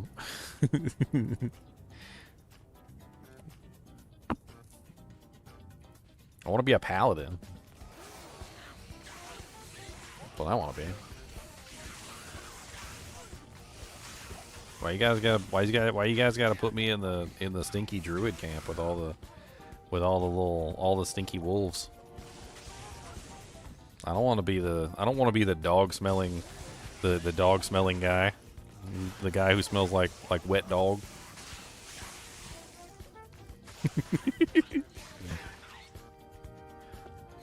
I mean, come on, that's true.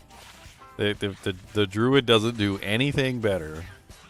He does not do anything better than any of the other classes. I can't think of a single thing that the druid does better than any of the other classes. Like, as a melee character, he is inferior to the barbarian and the paladin. As a caster, he is inferior to the sorceress. As a summoner, he is inferior to the necromancer. I don't. Is there anything that he does that is better than any of the other classes? Because I can't think of it.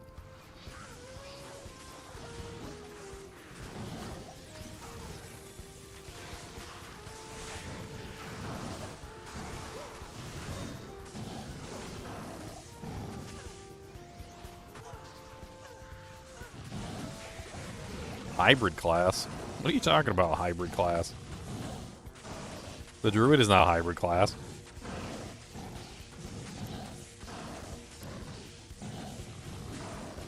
We can have a whole conversation about this.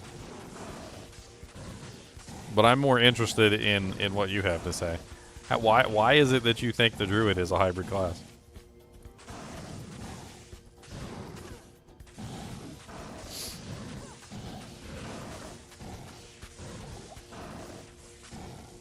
Die, Iswal. Die. Die. Die.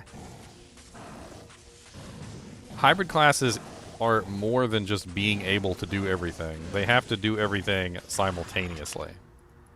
So for it to classify as a hybrid class, it would have to be able to be a caster and a melee character at the same time.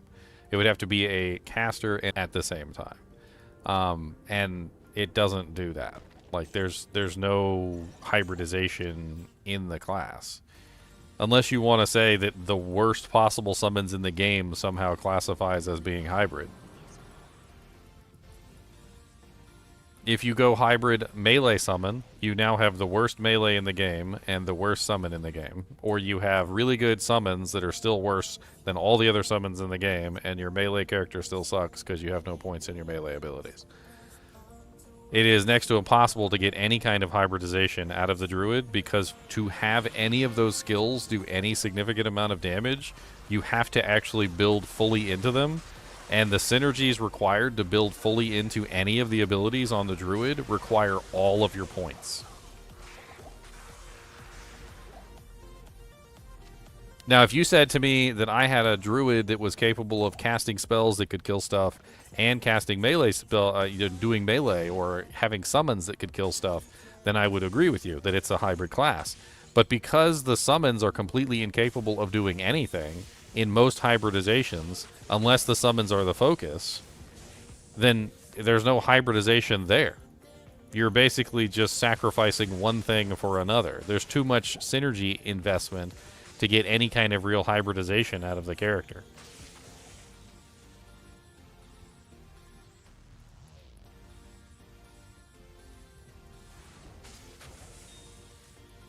Armageddon doesn't do enough damage by itself to really be all that amazing. I've played full fire druids before. Like, Armageddon is nice, it's okay, but like, yeah, I mean, it's about as mediocre as a skill can get while still being moderately effective. I mean, you're still going to have to utilize other skills to actually make the character work properly.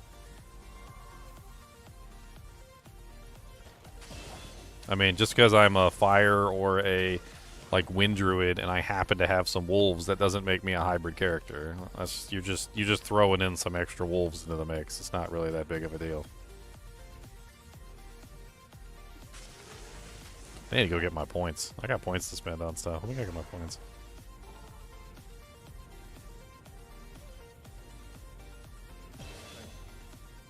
Man, that must have been painfully long and boring.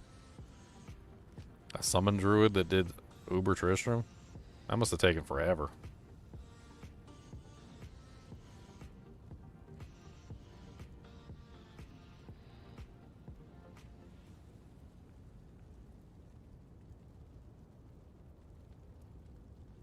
I need synergies. I need all my synergies.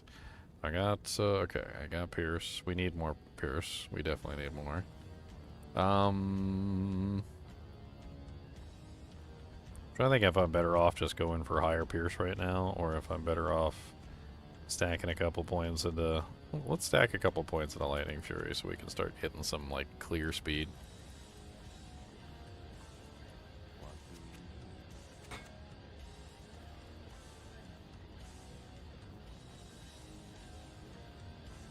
No, you really can't, Emperor X. You really can't. Like, what you guys are talking about is having access to something, which is not the same thing as hybridization, okay? If I have access to something, that doesn't make me a hybrid, alright? If I happen to put some points into Hurricane, or I happen to put some points into Armageddon, and cast it while I'm a bear, that's not hybridization. Hybridization is when you actually have two abilities that are both functional within a build that do significant amounts of damage on their own to be considered viable, allowing those characters to hybridize two functional abilities together. In other words, the Hurricane needs to be able to kill things on its own, and the bear needs to be able to kill things on its own.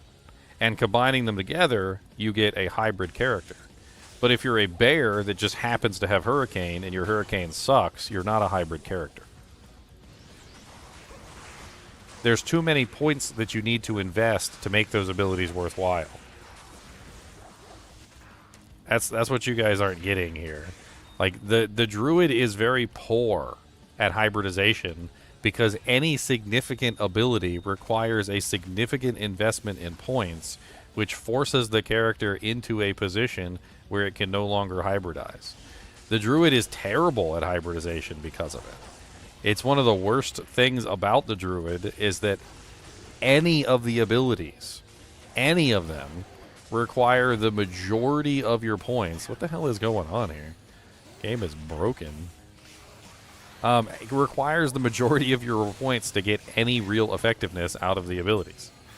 I can hop over to a Druid once I get this waypoint, and I will gladly point out exactly what I'm talking about.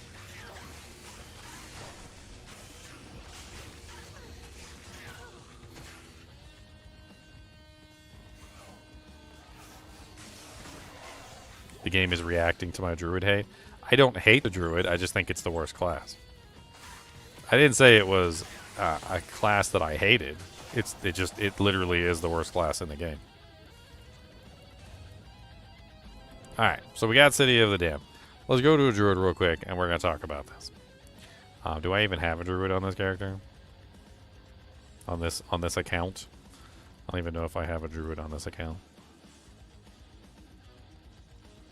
I don't know why I would want to make a Druid on this account. Because they're poopy. No, not you.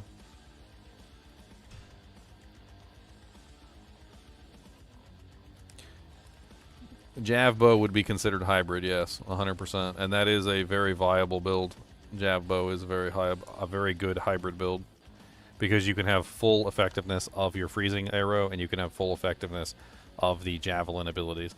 So you basically get both with no compromises. A Druid. There's a Druid. Okay. Let's talk about this for a second, and let's talk about why the Druid is such a horrible hybrid character. Okay, we're gonna keep this as simple as possible, and we're just gonna count numbers. Okay, so if I want to be a fire Druid, all right, so let's do a little notepad here, and let's talk about just fire Druid. All right, so how many points does it take to be an effective fire Druid? Well, it basically takes all of them. So if you want to be an effective fire Druid, you need to build all of the synergies for basically everything, which means that you need 20 points in Volcano. You need 20 points in Armageddon. You also need, well, if you want to max out Armageddon, you basically need everything. So that's 20, 40, 60, 80, 100. So you need 100 points to make Fire Druid effective. Now, if you want Hurricane to be effective, you need 1, 2, 3, 4. So you need 20, 40, 60, 80. 20, 40, 60, 80 is what you need to make the Hurricane Druid effective. So you are now, so let's just do Wind Doo-Doo. So Wind Doo-Doo, you need 80 points to make the Wind Druid effective. Summoning, what do you need to make the Summoning Druid effective? You need 20, 40, 60, 80. Summoning Druid, 80. Summoning Doo-Doo. Summon Doo-Doo. So how much do you need to make shapeshifting effective? Well, for shapeshifting to be effective, you generally need to put 20 points into werewolf, 20 points into lycanthropy, and 20 points into bear, depending on which one you're doing. So you need at least 20, 40, and then you also need 20 in the specific skill that you want to use. So for instance, for the werewolf, you need fury, so that's 20, 40, 60. And then on top of that, you generally need to put at least 20 points into one of these, either Oak Sage or Heart of the Wolverine, to get optimal melee effectiveness out of your character, which means that you need 20, 40, 60, 80 to really get good effectiveness out of a melee character. So melee, 80 points. Now, if you skimp on these, is your character still effective? So can you skimp on these and still be effective? The answer is, for the most of these, no, you can't be. Once you start skimping on the points on your summons will become too weak to really do anything. In fact, even fully synergized, even with all of the points that you have available to you, your summons will still be relatively weak because they need to be supported by tons of equipment and tons of auras and buffs and everything else in the world that you need. And honestly, Summon Druid at 80 is wrong because it's really 100. Because you have to have Oak Sage or Heart of the Wolverine to make the summons active. So what are you left with point-wise to actually get something else, to actually hybridize into something else? The answer is that you always have to sacrifice effectiveness of your main ability to get access to some kind of hybridization, which always inevitably means that your main ability is now suffering and your hybridization is also suffering. There's just not enough points on these characters to really get good hybridization. And if you say that, like, you generally have access to 110 is a good number of points, the Fire Druid has an entire 10 points left over to hybridize with. The Wind Druid has an entire 20. The Summon Druid has an entire 10, and the Melee Druid has an entire, 80, 20, So 30. So you've got 30 points on the melee druid to hybridize. The melee druid is probably the only one that can actually hybridize into anything with any kind of serious effectiveness. But the problem is that 30 points doesn't get you very far into the summon tree. 30 points doesn't get you very far into the wind tree, and 30 points doesn't get you very far into the fire tree. And so at the end of the day, you have to start sacrificing melee points to try and make the other trees work, and none of the trees are very good unless you fully invest. If you don't fully invest in fire, it's going to be crap. If you don't fully invest in wind, it's going to be crap. If you don't fully invest in summon, it's going to be crap. Melee is the only one that you can sacrifice points on, but even if you sacrifice a huge number of points from the melee tree, you still can't fully invest in any of the other trees to actually hybridize into them. So you end up just being poop. That's what you end up being, poop. If you hybridize on the druid, you're pretty much just poop. There's no way around it. Hybrid druid is doo-doo. The hybrid doo-doo. That's what you got. We left out Fire Claws. So Fire Claws is kind of intense because it does have a lot going on, especially depending on how you build it. But it is 20, 40, 60. Then it's also 61, 62, 63, 64, 65. And then on top of that, you also have to calculate in, what is that, 67? Yeah, 67. And then you're probably still going to invest in werewolf or werebear, depending on which way you go. Probably werewolf. So you're looking at 67, 77, 87, 97, 107, and you're pretty much tapped out. So Fireclaw ends up being somewhere around 107 point investment. The problem with Druid has always been that it could be an amazing hybrid class, but the synergies are just too ridiculously insane point-wise. It's no different than the Necromancer with the frickin' Bone Spear and Bone Spirit. Like, you've got ridiculously large amounts of things that you could do. Like, you could synergize. Like, if I go over to my Necromancer, like a random Necromancer here, and you pull up the Necromancer and you look like, okay, I want to do like a really good Bone Spear Necromancer, right? Okay, well, Bone Spear requires Teeth, Bone Wall, Bone Prison, and Bone Spirit. All right, so that's 20. Okay, then we need 40. All right, then we need 60. All right, then we need 80. Then we need 100 points. And so by the time you're done maxing out your Bone Spear to get the highest damage out of it, and it's still subpar even with highest damage in PvE. It's really good in PvP, but PvP is not what we're talking about here. So if you max out Bone Spear with the maximum amount of points that you can get, all the plus the skills that you can get, you are now a subpar character in the PvE land, and you have a whopping like 5 or 10 points left to spend on other things like curses and summons. So you can't hybridize. You're like completely incapable of hybridizing with Bone Spear. It's the same exact thing that the Druid has going on that makes it very difficult to hybridize with the Druid, is that the Druid basically has way too much synergy investment to do any kind of hybridizing whatsoever. Now, what can you hybridize on the Necromancer? Because a lot of characters can hybridize, but the Druid can't. The Necromancer could hybridize Poison Nova summons. Poison Nova summons is a very easy hybridization that you can do on the Necromancer. You can do hybridization on the Amazon. You can hybridize between the Jav tree and you can hybridize between the Bow tree, which is actually really easy to do. You can hybridize 100% into Freezing Arrow, which is only a 20-40 point investment, and then you can hybridize with Javelins. So you can do like Freezing Arrow Physical Javelin, or you can do Freezing Arrow Lightning Javelin, which only requires 20, 40, 60, 80, 100, and you can skimp a little bit on this by dropping points in one of these to bring it down to 80, which allows you just enough points to max out Freezing Arrow for a full synergy. So you can actually have a really good hybridized character. There are characters that can hybridize. The Druid is not one of them. City of the Damned.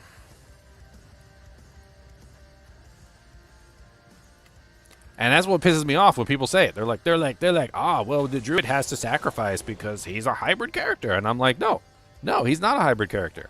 Because they set him up with these synergies that are awful. Like, the synergies that you got to use on the druid are so terrible that there's no hybridization. Hybrid what? About the best you can hope for is, like, some free wolves that are going to die in, like, 2 seconds and can't do any damage.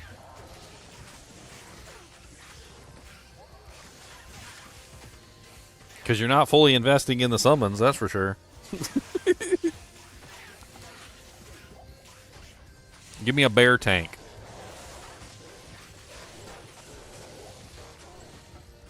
I call him my bear bomb. The bear bomb.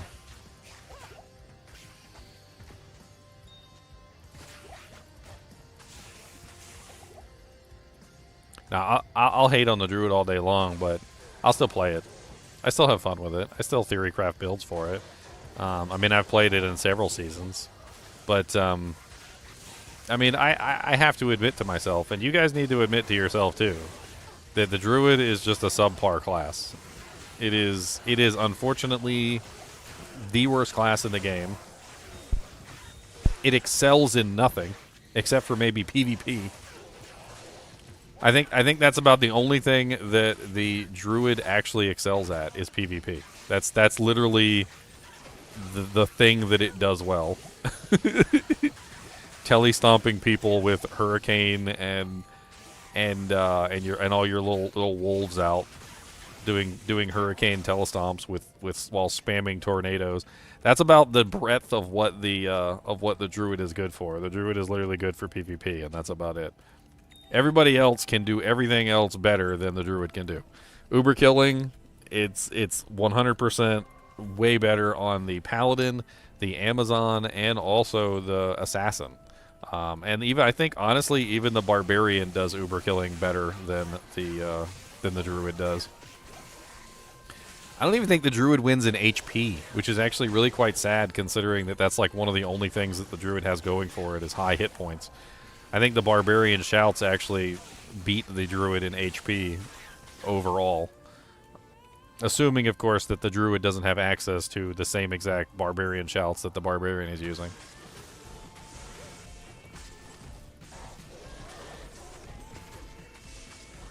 I mean, they just gotta lighten up on some of the synergy requirements, for God's sake.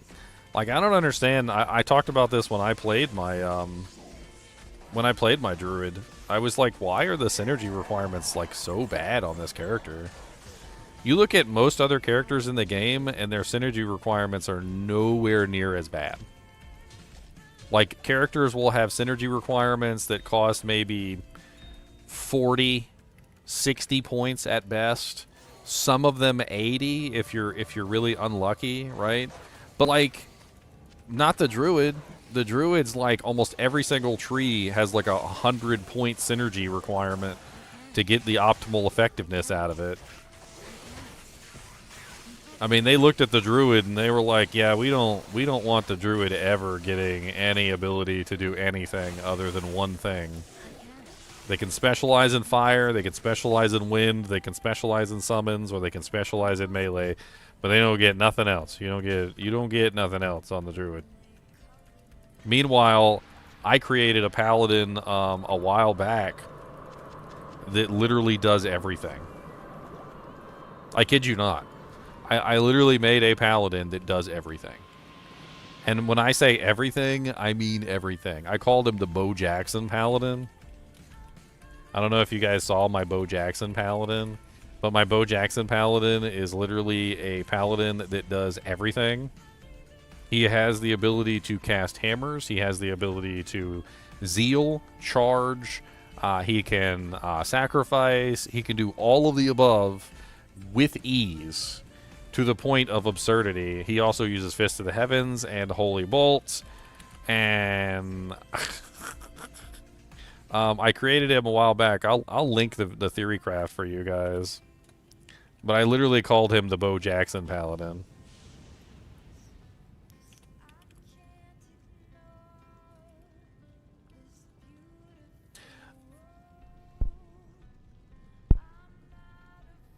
Not the Bo Jackson. Although he probably could have done bows too.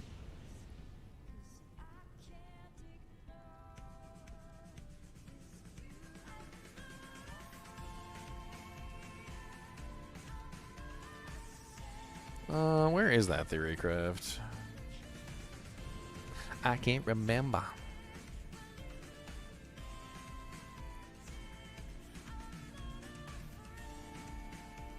Yep, this is it right here. This is my Bo Jackson 24th anniversary theory craft.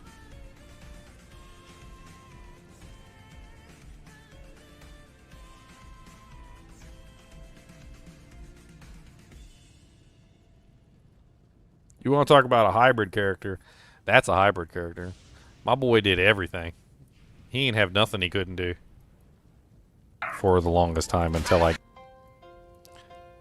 my theory crafted Bo Jackson Paladin. Where's my Bo Jackson Paladin? The Boest of Jacksons.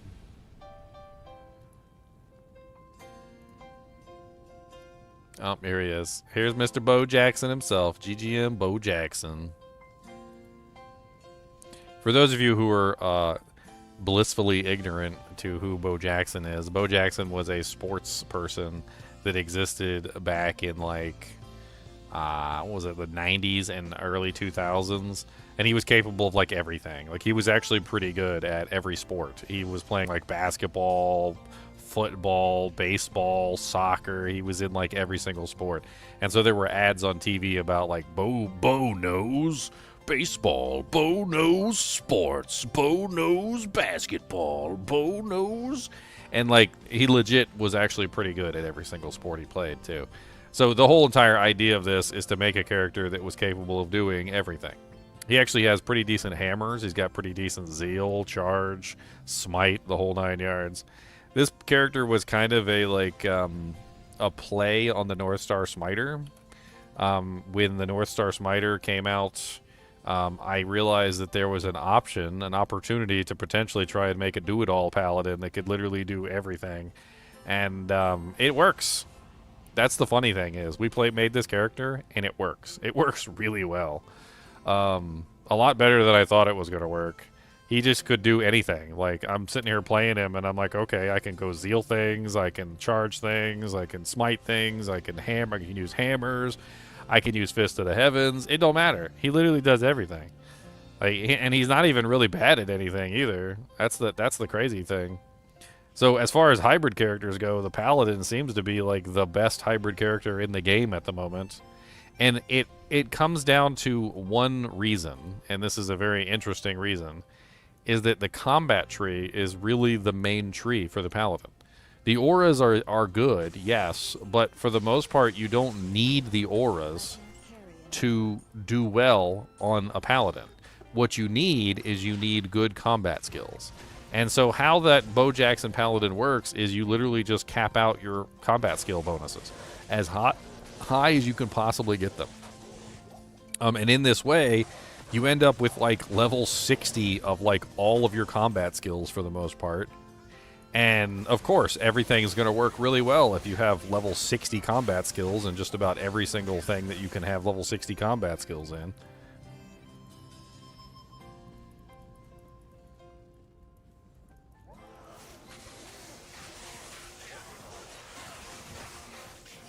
Diablo. All these gems. I need to go drop these off in town. I try and hang on to all the gems. I'm using them for random things, so we will eventually either start transmuting them up or using them for recipes or whatever we're using them for, but I'm basically hanging on to all of them. I don't even transmute them up because, to be honest, I need them in their lesser states a lot of the times for rune upgrades. And, yeah. So, I haven't been bothering.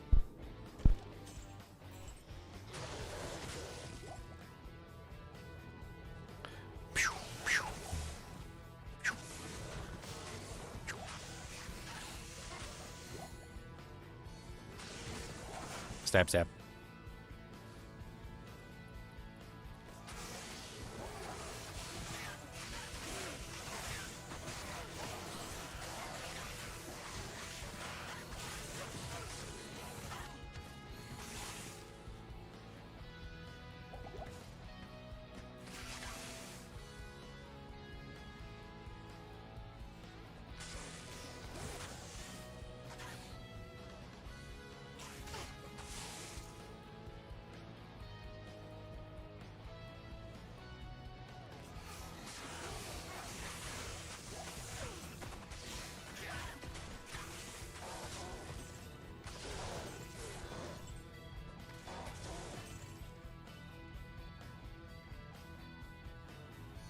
Brown's RB Jim Brown was better at lacrosse than football. I think Syracuse only lost 2 games in 4 years.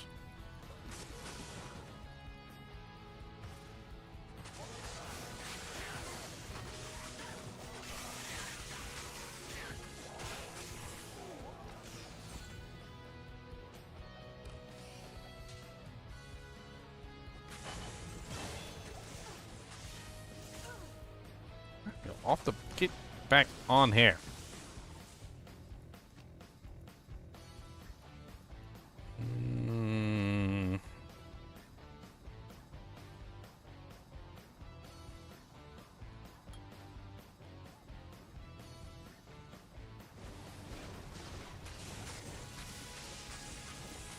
We're such a baby, like level wise. We got hardly no points in nothing. 11 whole points in Power Strike, 11 whole points in Charge Strike.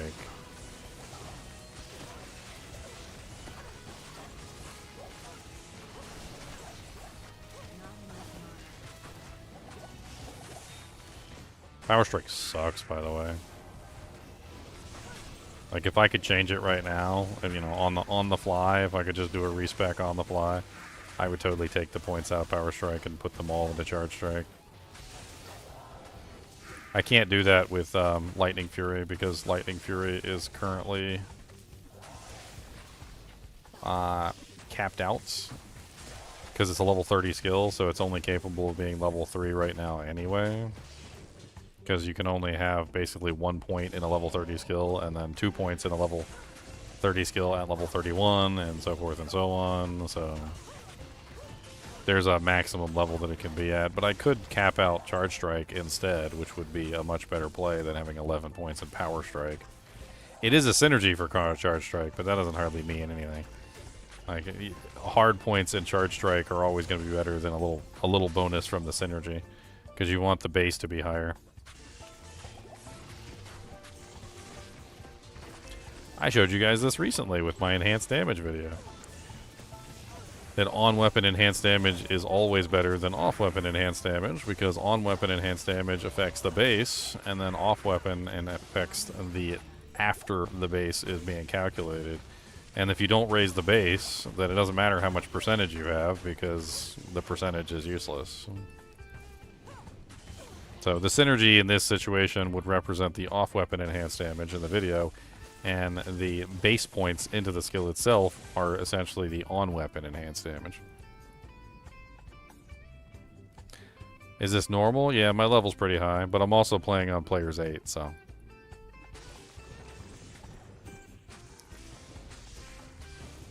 I'm playing on P8, my friend, the players 8.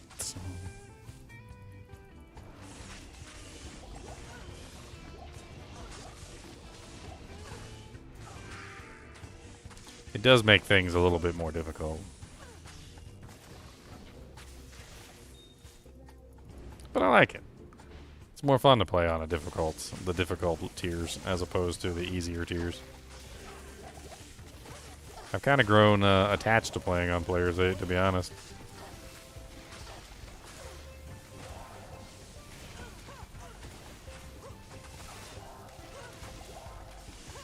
Stop stealing all my mana.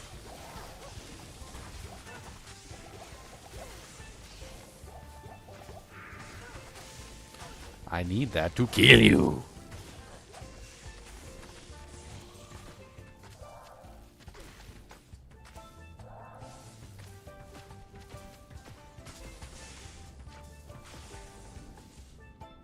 I am overburdened. Hey, make sure I'm checking all these Unraveler heads for like really good plus the skills early on.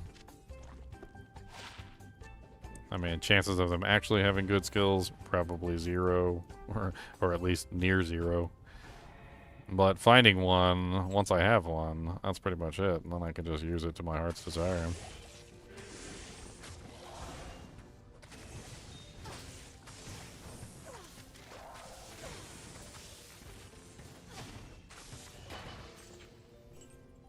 Been like 10 years converting up gems.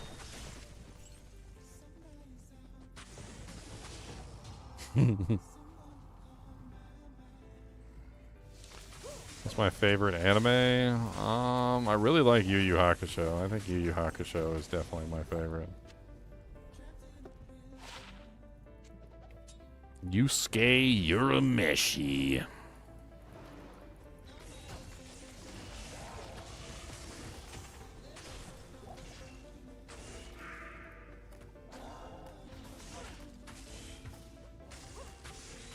I love Kuwabara. Kuwabara is amazing. I may have a bro man crush on Kuwabara. Him and his little cat, Ikachi.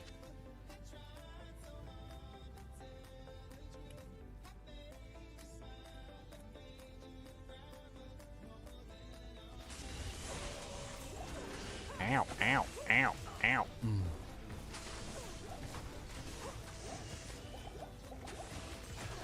We could switch to... Actually, no, we can't. No, that's right. It's probably a better shield we could be using right now.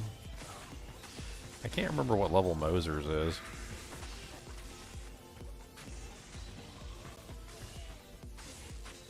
Is it 33?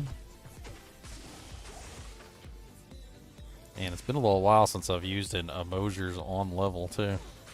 At that. Ow. What the hell is that?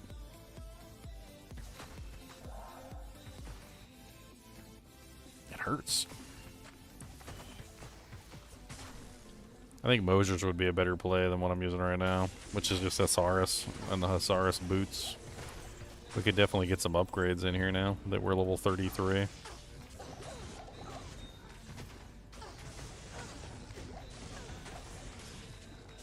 Might as well wait till we hit Nightmare. Like, we're not doing poorly. I don't see any reason to hurry to rush to upgrade anything.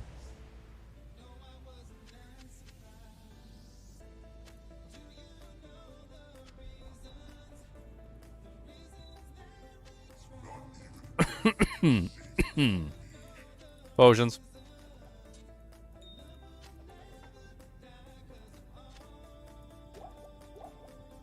What's up, Diablo?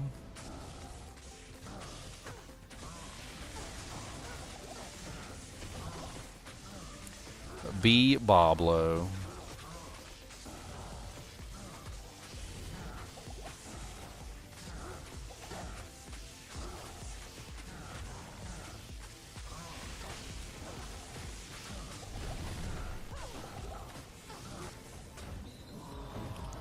Millabregas. Some more javelins. Those might be nice. Oh, amplify damage. Mana leech. Yeah, those are better than the javelins of excellence that I was currently using. Ah, yes, the javelins of excellence.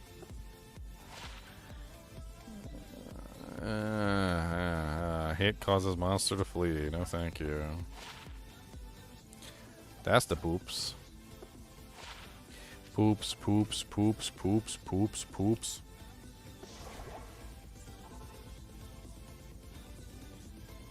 So many poops.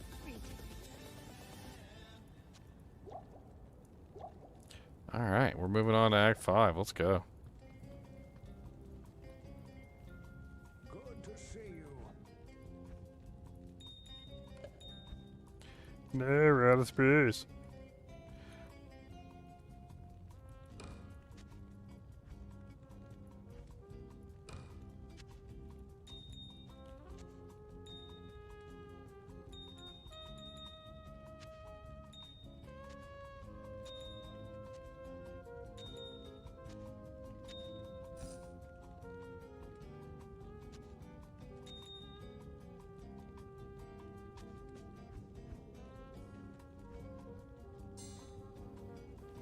Cutting up.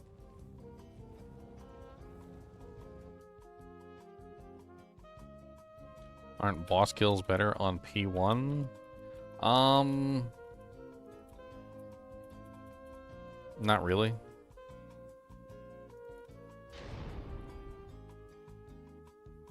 It really depends on what you're doing. And Dariel is better on P1. She tends to be better on P1. Maybe that's what you're thinking about?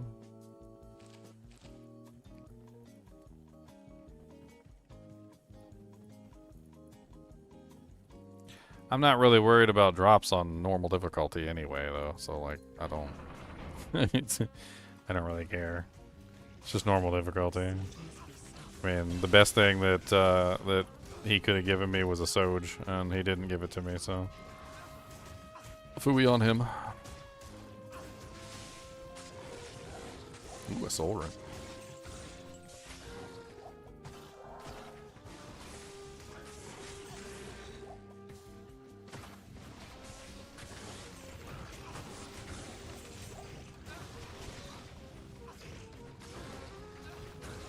A cataclysm occurring in Quebec? What kind of cataclysm?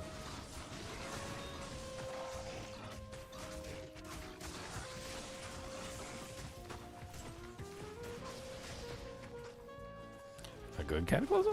Or a bad cataclysm? Could probably change up to a rhyme shield. Might not be a bad choice. I mean, what do we lose? A little bit of defense and some attack rating? I mean, overall, that's probably a fair trade. Let's swap out to a rhyme shield. Can't remember what level rhyme shield is.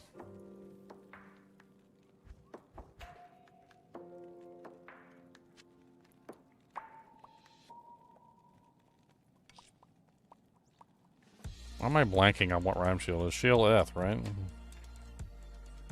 Shale Eth? Shale Eth? I'm pretty sure that's what it is.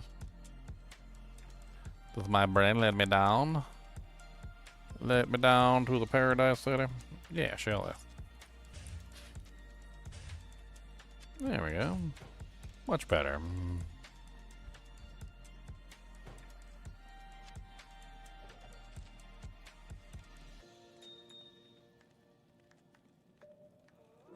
Cody, do you want beef from steak? Hmm? Cody, do you want some biffum? You want some buffum steak? You want some buffum? Cause I like some buffum steaks.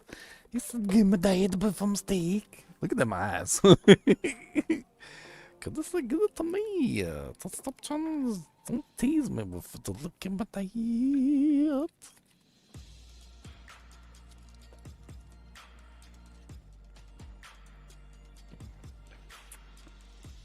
Mr. Boogus. Cause I missed them Boogus the monster dog. Him's the goodest boy. Yeah, he is the goodest. He's gonna be a goodest boy forever. Or he's gonna be a baddest boy. He's another baddest boy.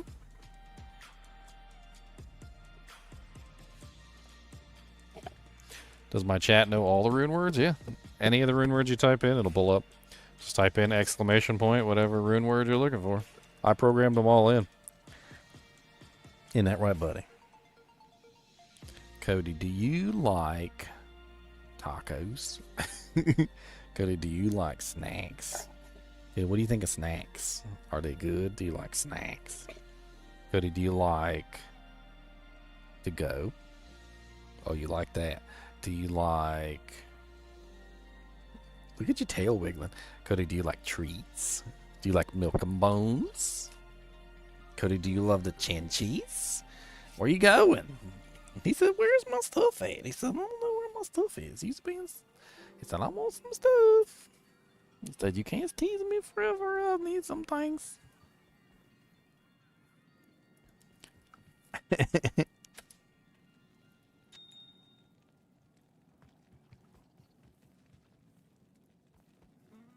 Is your tummy upset? Do you need a Tums?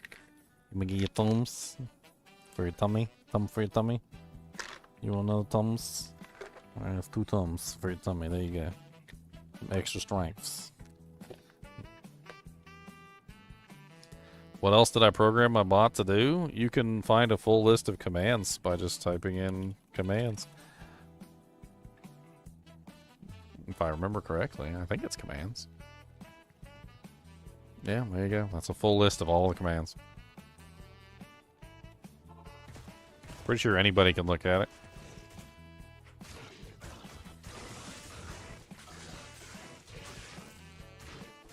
He has every single rune word programmed in. He also has the upgrade recipes programmed in. He has tons of stuff. There's more than just that in there. You can also type in things like !Twitch, and it'll give you the link for the Twitch channel, and you can type in things like, there's even some little games in there you can play, if I remember correctly, like coin toss. I think coin toss is one of the commands.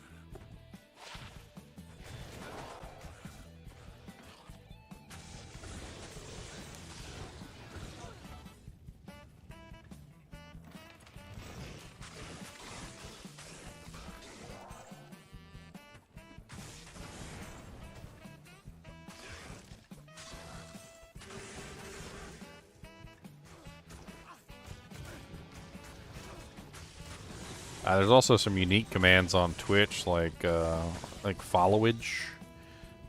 Shows how long you've been following the channel.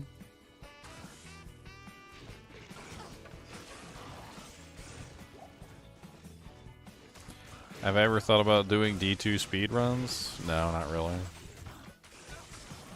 My view on D2 speedruns, and I mean this in the most offensive way that I can possibly mean it. Like double middle fingers as falling to my death. My view on speedruns is speedrunning is literally the art of learning how to not play the game. That's basically how I view speedrunning. I view it as a very odd way of trying to go around the system in any way that you possibly can so that you're not actually playing the game. Finding ways to skip everything that you can possibly skip, finding ways to avoid doing mechanics, avoid doing bosses, like, you know, the trick that the speedrunners use to avoid fighting Lister the Tormentor by dragging him out of the arena and not fighting him. Like, I just don't understand. It doesn't appeal to me in the least. I just don't like that kind of play. I want to play the game. That's what I want to do. I want to enjoy the game. I want to play the game. I want to have fun with it. Speedrunning seems to me, in every single way that I can possibly state it, the opposite of playing the game. It seems to be the art of not playing the game. That's what speedrunning is, and I want to actually play the game, so...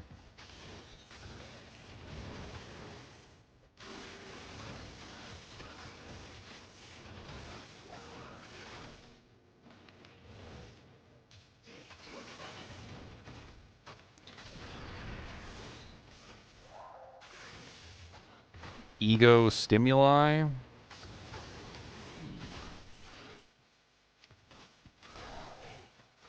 I guess.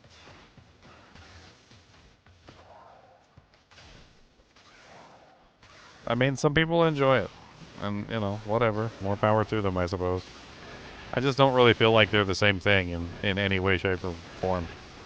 Like, what I seek to do is I just want to play the game and have fun. I mean, people come up to me sometimes when I'm doing, like, a new ladder start, and they're like, man, you're so far behind, I can't believe the other teams are, like, already in hell difficulty, and you guys are only a nightmare. And I'm like, I'm playing a friggin' Druid. I was like, how many of the speedrunners from the speedrunning team are playing a Druid? I'm like, if you're gonna be speedrunning the game, there's a very good chance that you're playing something that you don't want to play because you know that that class is better than all the others. You're playing a build that you probably would prefer not to play because you know that build is better than all the others. And you're forced into a specific playstyle and a specific way of doing things that may or may not even be fun. I'm pretty sure Llama agrees because I've heard him say similar things before, like when he speedrunned to 99, and after he finally got to level 99, he said something along the lines of, now I can actually play the game and have fun. As if the entire speedrunning to 99 process was not fun to him, and that he wasn't actually playing the game, and that when he finally got to level 99 and could take a break from the speedrunning, he was actually then able to actually have fun playing the game. So, I mean, it's not like I'm the only one that has this interpretation of what speedrunning is.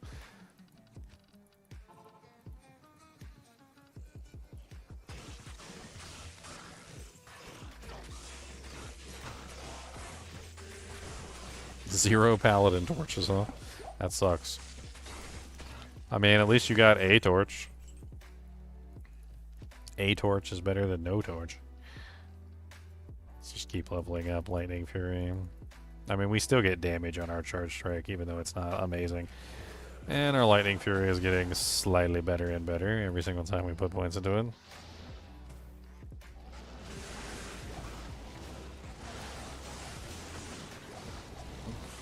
I mean, Smiter is powerful. And with the advent of the North Star Smiter, I think I created a beast that everybody loves playing. I can understand why some people would not want to play a Smiter, because Smiters were not very good at, you know, like other tasks. You know, like chaos runs and things like that. They just weren't the fastest. But ever since I created the North Star Smiter, I feel like the Smiter has been a much better tool in general, and more people have had a lot of fun playing the Smiter now. Because it doesn't really take much effort to do the North Star Smiter. It's a very good hybridization of two builds. Speaking of hybridizations, the North Star Smiter is probably one of the best hybridizations in the game. Amazing AoE potential combined together with amazing single target potential. All in one nice, neat little package.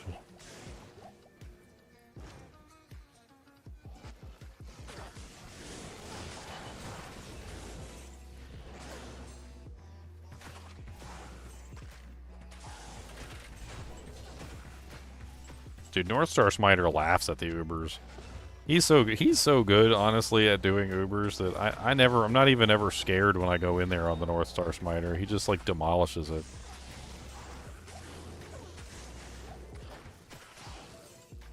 The only time I was ever scared going into the Ubers was my solo self-found North Star Smiter. Which was not equipped with the greatest equipment. It was very bare bones. And I did it on players 8. I did P8, solo self-found, Ubers. Now, you want to talk about something that's difficult, that's difficult. Solo self-found P8 Ubers is definitely difficult.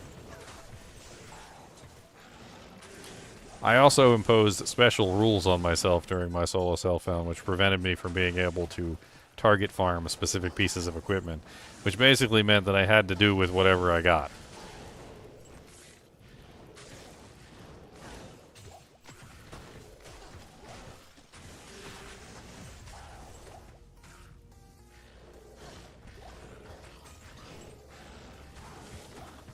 Only the party din wasn't so expensive.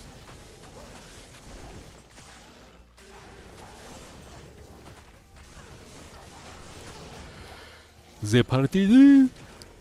Superior long warbow. 2 sockets. That's the poop.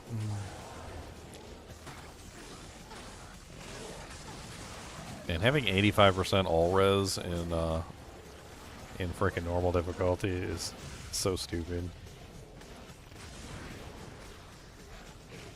85% all resistances. Come on down and we got best of them. Gonna ding on baba lampa temper 2. Oh yeah, I might have a better what am I, 35? Actually, I think it's 38. I've got a pretty good javelin in there, but it's like level 38.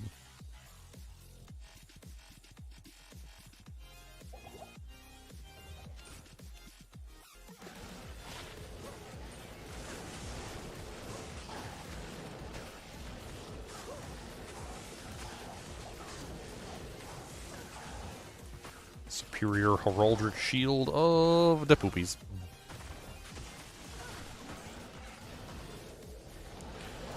What's up, I back the Unleashed?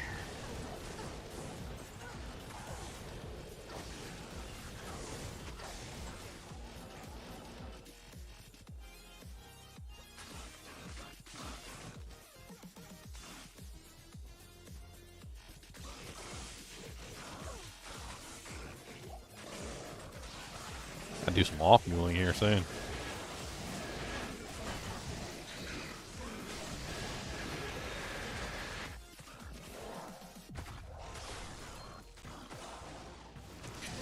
Sinbang teleportation.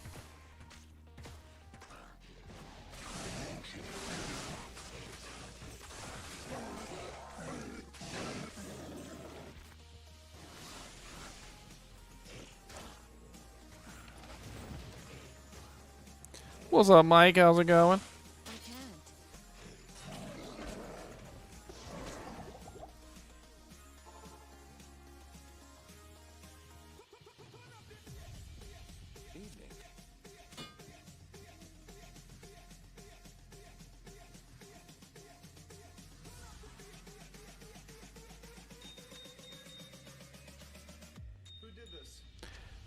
Boom, boom, boom, boom.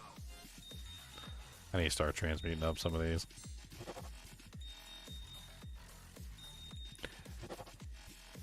Boom, boom, boom, boom, boom, boom, boom.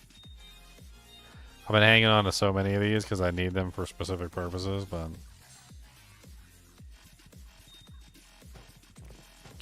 what is this? Hawaiians? Hawaiians is great for prevent monster heal. I do love me a good Hawaiians. Hawaiians is one of the most underrated belts in the game, I swear. People pick it up and they don't think twice about it. And then they go try to fight Uber Diablo and they don't have prevent monster heal. And they gotta figure out how to squeeze it into their character. When all they had to do was hang on to Hawaiian's belt, put Hawaiian's belt on when they go to fight Uber Diablo, and now Uber Diablo has prevent monster heal. Prevent monster heal also is just amazing when it comes to hell difficulty. Once you get to hell difficulty and you start working into the higher HP monsters with the large amounts of regeneration, that prevent monster heal just works so well to just counter the ridiculous amount of regeneration that is in hell difficulty. And the game just becomes so much easier as a result of just simply putting the belt on. This is not a solo self-found. This is my single-player account. So I decided to do my own single-player account a while back. This is like, what, episode 24 of my single-player account? What's up, buddy? What's the matter? I took you out before we started, and it's only been like 2 hours. You got the mud butt? You got the mud butt? If you got the mud butt, that's okay. You got the mud butt?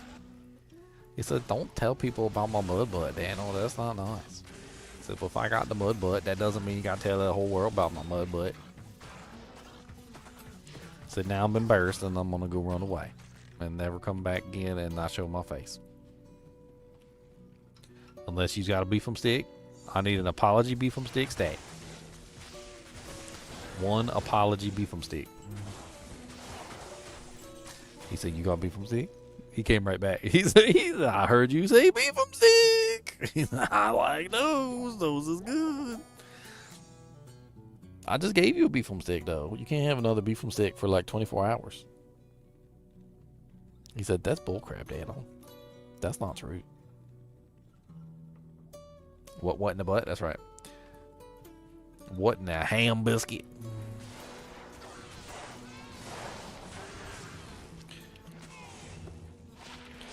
Boom, boom.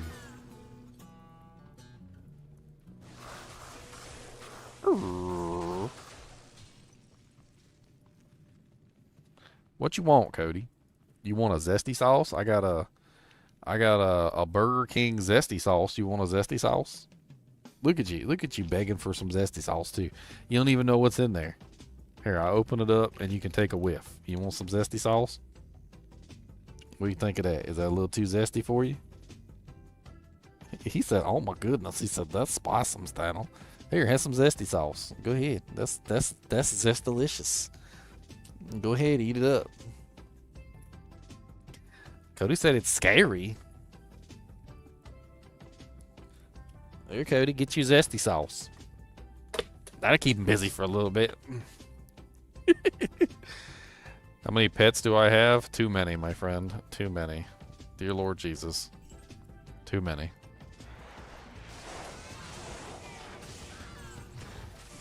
My girlfriend has three cats, and one of them is outdoors. I've got 3 chinchillas. Dusty Bones, Mr. Doohan, and Miss Gojo. Then we also have Cody the Monster Dog. What is that? 1, 2, 3, 4, 5, 6, 7, 8. So it's like 8. And then I don't even know if you count the like random animals that my girlfriend feeds outside. There's a possum. There's a couple possums. Some raccoons out there. Some black cat named Skibbity who has like a love-hate relationship with life and comes to steal food from the bowl every now and then. Have I shown my gear recently? Oh, a little while ago. It hasn't changed. I'm using some pretty OP equipment at the moment that I've stored up from many other characters, so. No fish? No, I'm not a fish person. I suck at keeping the aquariums right.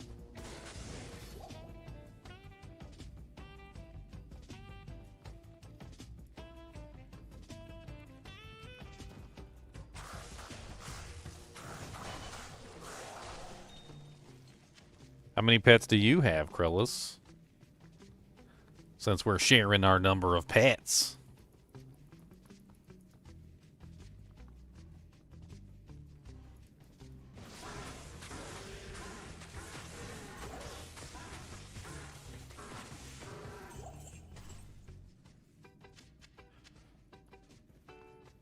Frozen River time.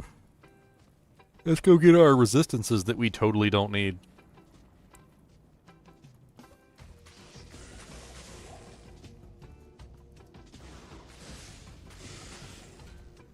A superior Thunder Cougar Falcon mask. +3 shockwave, +1 rabies.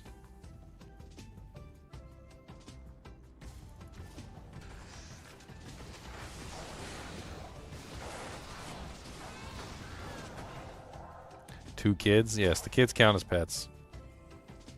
Until they're at least a certain age, they pretty much count as pets, yes. I mean, you gotta feed them, you gotta walk them, you gotta take care of them, you gotta make sure they don't escape. I mean...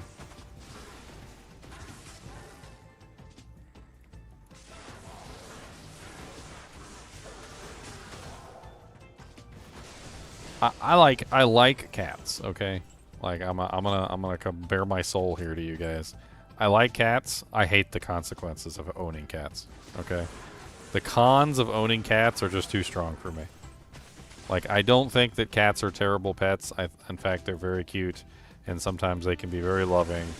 But the cons of owning cats are just too strong for me. Like the smell, the random peeing on objects, the vomiting on things in the middle of the night, like the freaking, like, oh, the litter box was one little bit too more full than I wanted, and I pooped on the floor in front of the litter box. Like, I don't like the negative consequences of owning cats are just too strong, in my opinion. I like them. I think they're fun animals. You know, if I visit somebody's house, I will totally tickle your cat and rub his belly.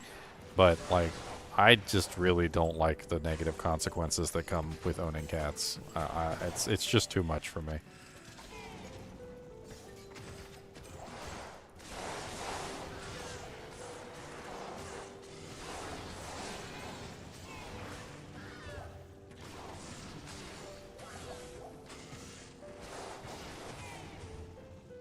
And God forbid you own a female cat that lives inside, because then the toms will come calling and wake you up in the middle of the night. Like meowing and peeing on the door. I kid you not. You guys ever heard the term tomcat?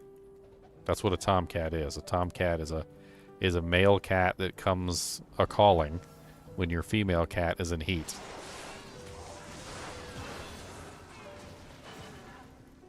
And they will sing at the door. They will pee on the door. They will do everything in their power to try and get the attention of the female that they desire.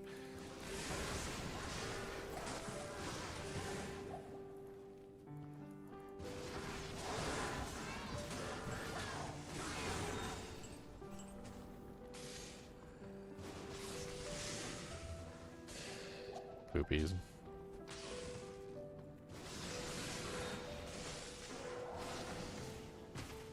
Pray for High Lords and T-Gods. I'd rather prefer a T-Stroke. T-Stroke is way better.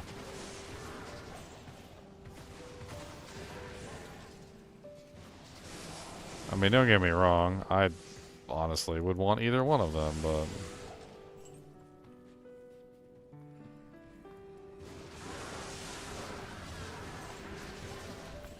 T-stroke would definitely be the superior choice. Hopefully not ethereal.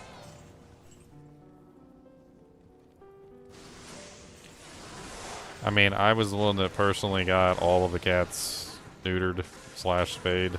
It took a lot of time and effort because the places to go and get them neutered and spayed were, you know, always busy and couldn't frickin' take anybody.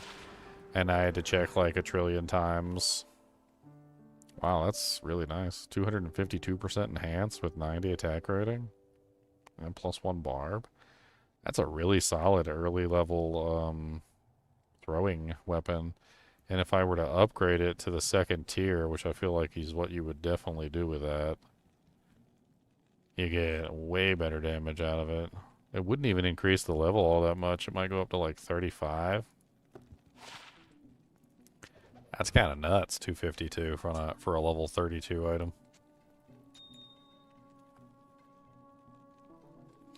Nice, congrats, Chad. Grassy booty butts.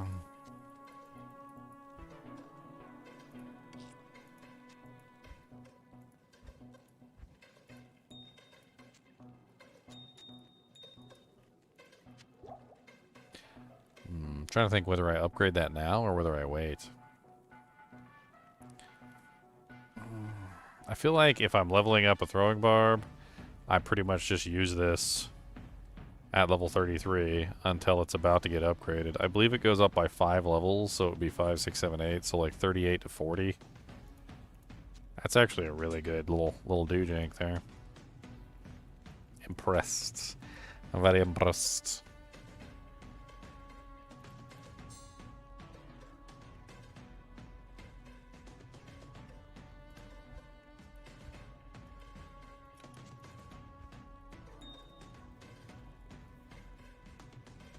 Oh yeah, my weapon broke.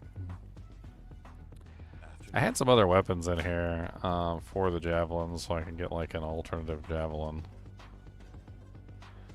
So this one, yeah, +2 attack skills with 40% IAS. Yeah.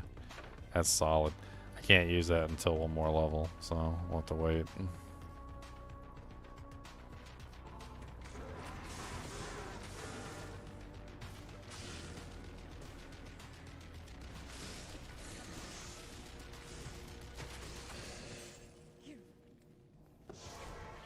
Alright, free Anya. Get our resistances.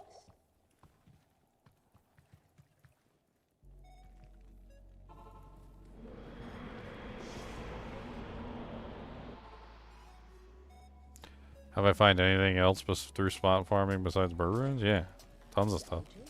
I had a co-rune farm going for a while. There's all sorts of different ones that I was farming. I mean, ist runes, tons of stuff. Really depends on like the pattern that you use. You should be able to do the same thing. I mean, it doesn't take much effort to try and like play around with the pattern until you find another rune. And then just make sure you're paying attention to the patterns that you do. Repeat the pattern and then you get the same rune over and over and over again.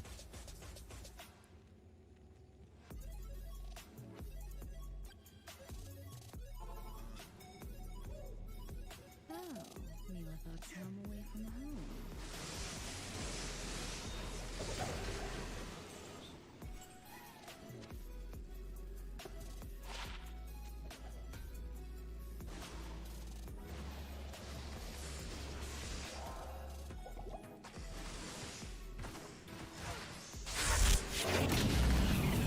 Hey, what's up, AJ? With the $20 dono. Long time no see, GGM. I've been slammed this whole year and not a lot of YouTube time in a day. Good luck on the SoJ and give the animals some treats. Oh, thank you. I appreciate it. I actually just gave the chinchillas treats today and gave them baths and changed out their chinchilla cage. And Cody just got a beef'em stick. Cody said, don't say beef'em stick unless you mean it. You're so stupid. Cause the beef steak. Cody, can I have a paw?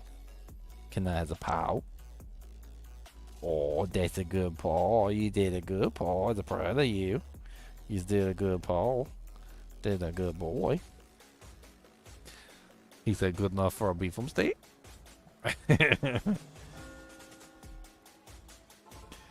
You know, without a shadow of a doubt, he always gonna do a freaking. He's always gonna want the snack. Snack attack. That might as well be his name. Snack attack. Snack attack Jones.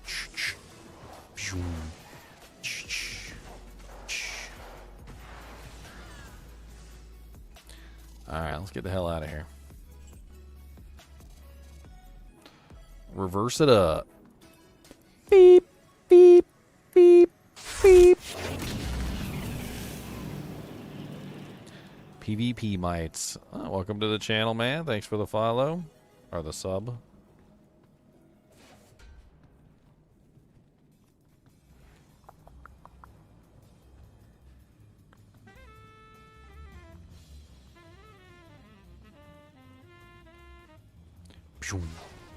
Stab. Stab, stab, stab, stab, stab, stab, stab, stab.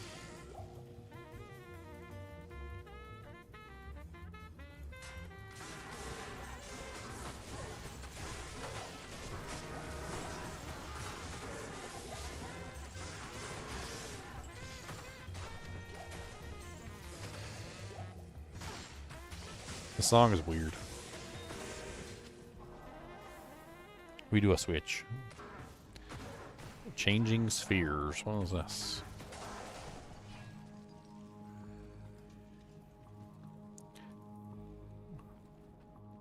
I've only found 2 SoJs ever, and neither one of them have come from Andariel for me. One came from Terrorized Duriel, and the other one came from Pindleskin. I'm not even sure if Pindleskin can still drop a SoJ. I don't even know. Now that I think about it, I'm not entirely sure.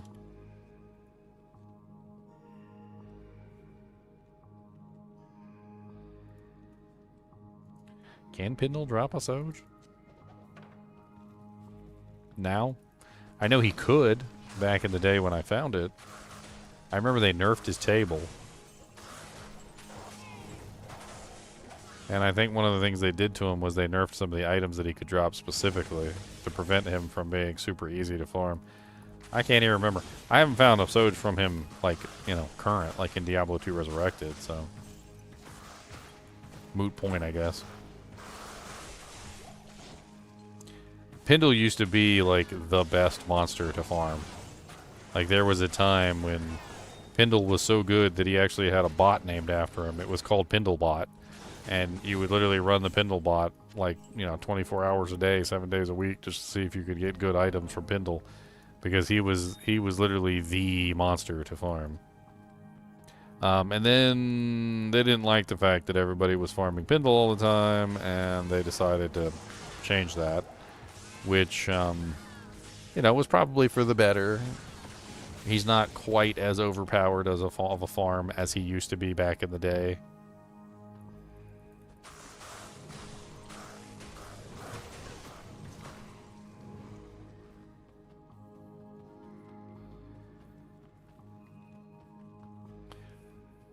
Alright, almost a bale. What are we, 38? We finally got our +2 Jav too, so that'll help out tremendously with our damage output.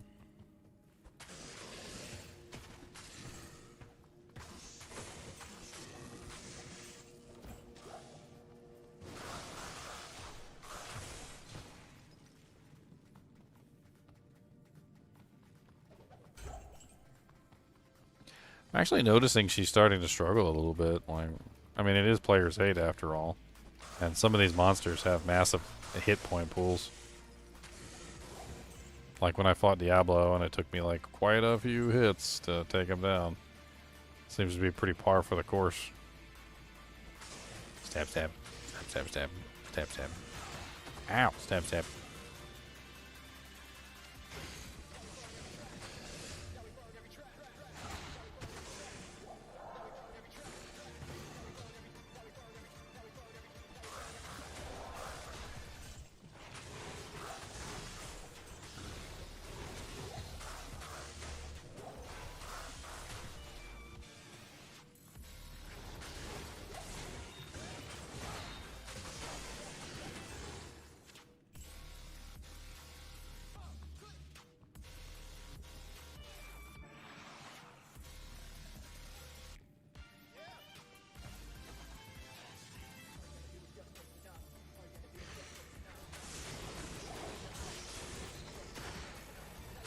Oh, congrats, Mega Meaty Bacon Man.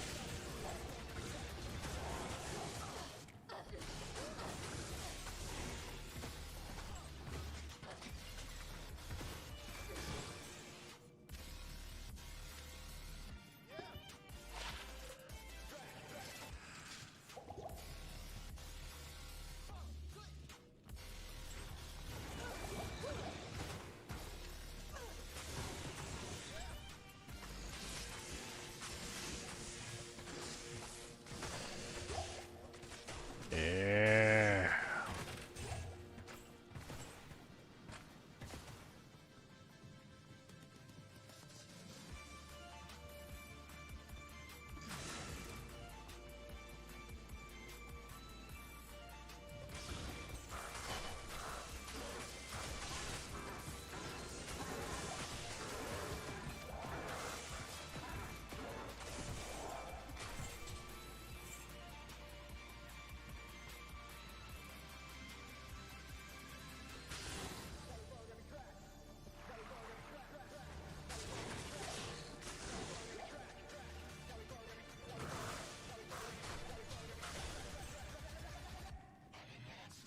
Frozen Tundra.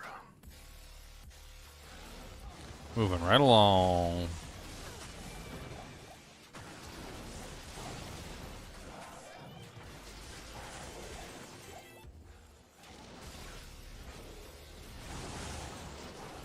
Ooh, Saigons.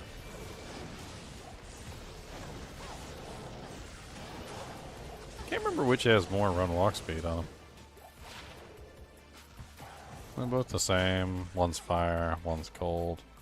We got a million Saigon boots. I'm not really worried about them.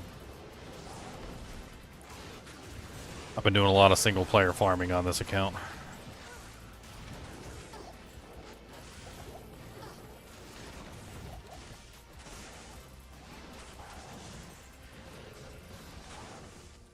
I wonder if it would be possible to craft a like ridiculous pair of boots if I customize the eye level of the boots. You know, tri-res, like faster run walk, etc., like boots. I feel like they almost primarily come from monsters that are of a lower level.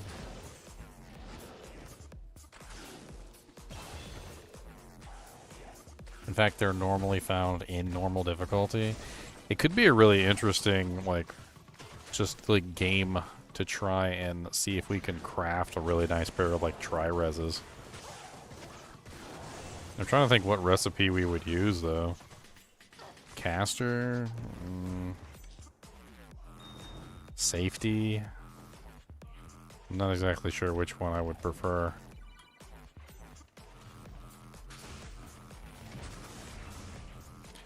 Superior plate with one whole socket.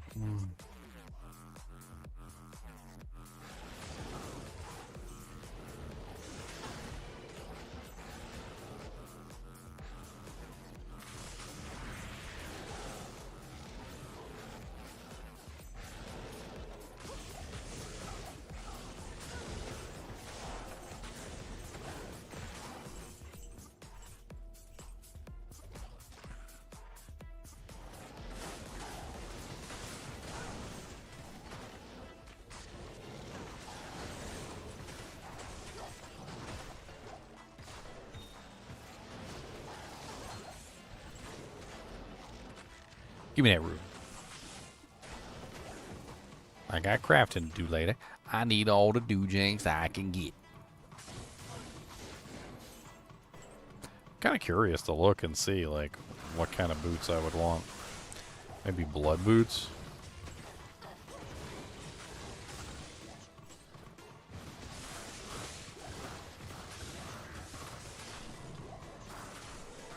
I mean, assuming we were able to craft a really nice pair of tri-res boots, right? So just amazing tri-res, faster run walk, etc. What would be the additional bonuses that we would want on it? Right? That's the question. We could take a look at all the boot craft recipes and see.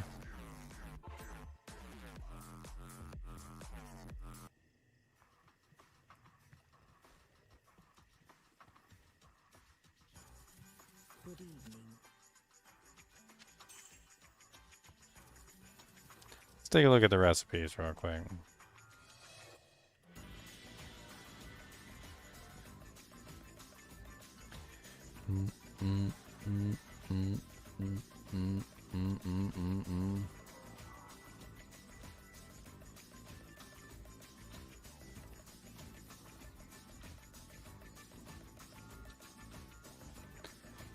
Alright, so we're going to take a look at the crafter recipes, and let's see which one would make the most optimal pair of, like, tri-res boots. So, this is safety. Safety boots come with 10 to 30% enhanced defense, 5 to 10% fire res, 1 to 2 magic DR, and 1 to 4 DR, which isn't terrible. MDR and DR are actually pretty powerful in this game, especially if you can stack them to high numbers. Caster, what is this? Casters. Caster boots, you get a little bit of mana regen and 5% increased maximum mana, which isn't exactly terrible, and a little bit of guaranteed mana. Blood boots give you replenished life, life stolen per hit, and life. Lifesteal on a pair of tri-reses sounds amazing. And then Frost Nova when struck is actually really nice too. I mean, they're all potentially good options. So, it's not terrible.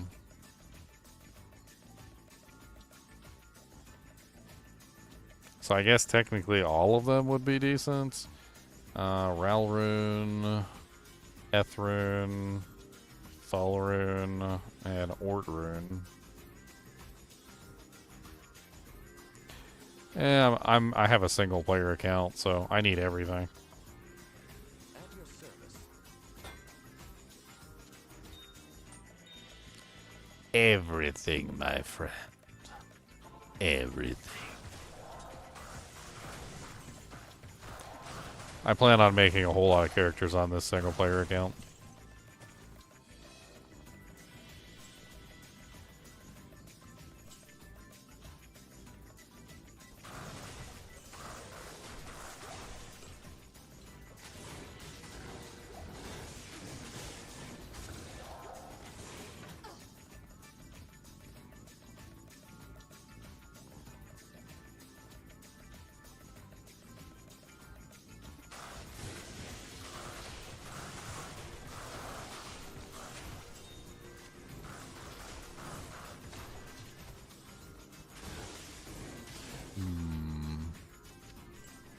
The question is what's the best eye level for tri-res boots?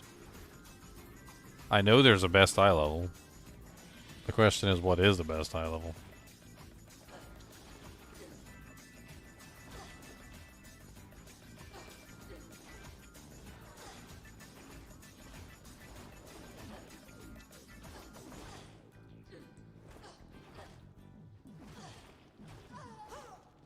Kill my mercenary, little punk.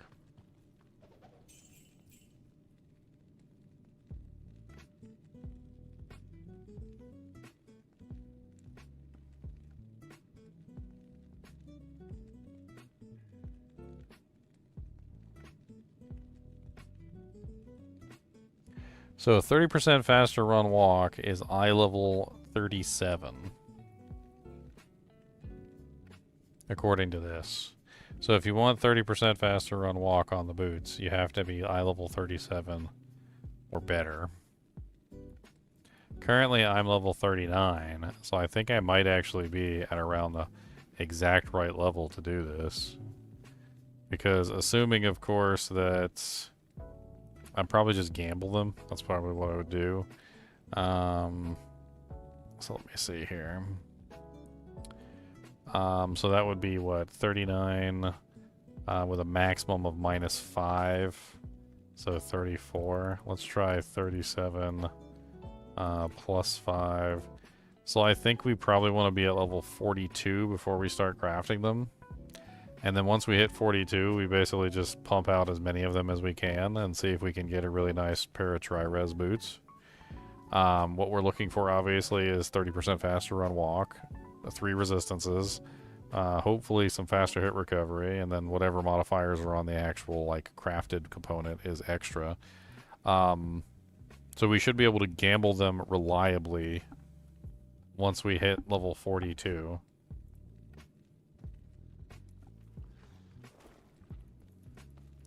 $95? What's $95, Emperor?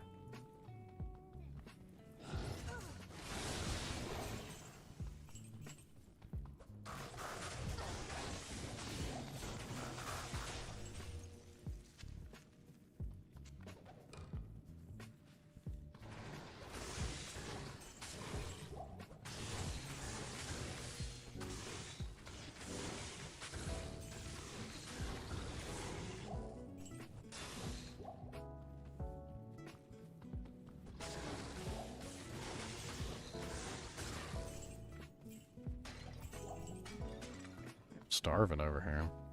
I need some food.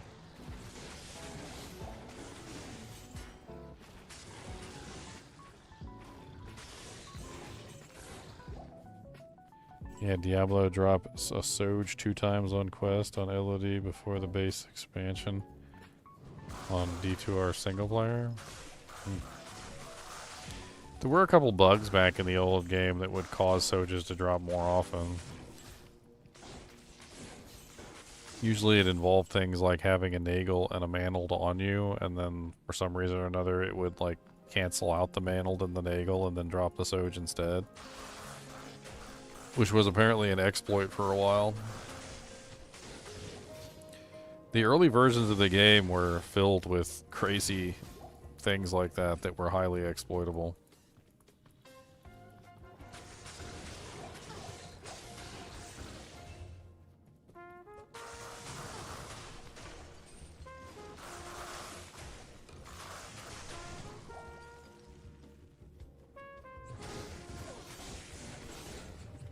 Is there a way to hotkey sills that are right mouse to the left mouse with in-game options? If a skill is incapable of being put on the left mouse, then it's incapable of being put on the left mouse. It just doesn't work. I mean, you could theoretically just go into your options and switch the mice or something if that's what you want to do. I don't even know if that's possible. But there are skills, certain skills are just prevented from being on the left click for a reason.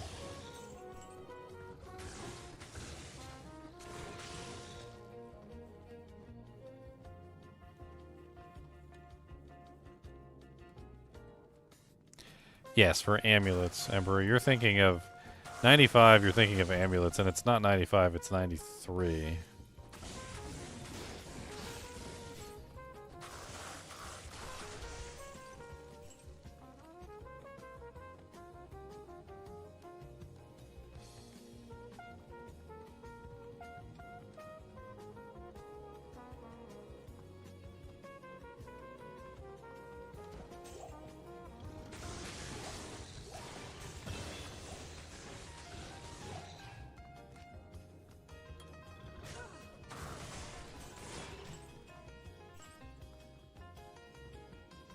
Where the hell is this doorway at?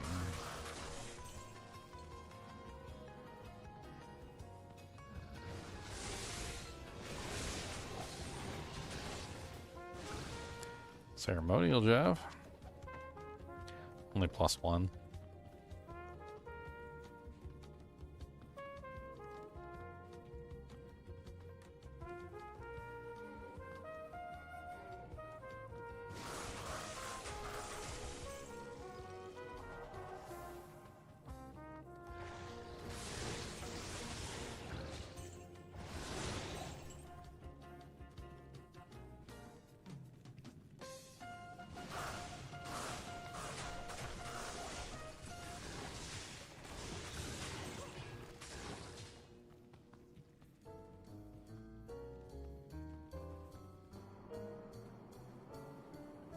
Fabled home of the ancients.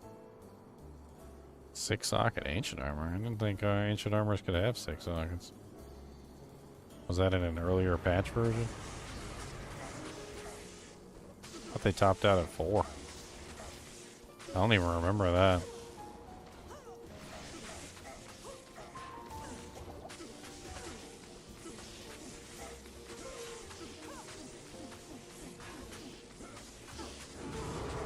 Talic and Kolik and Kolik and Talic and Talic and Kolik oh my. Malik and Malik and Pugin and Poon and Maddock is up on butt face oh my.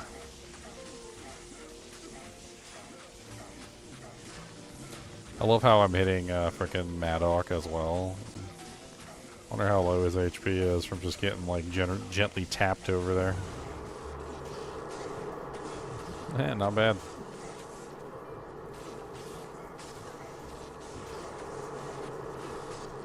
Die, Maddock. Alright, 2 more levels and we can play around with the boot crafting. Sounds like fun. I can just grab a bunch of perfects and we can just craft up a bunch of them. I don't care.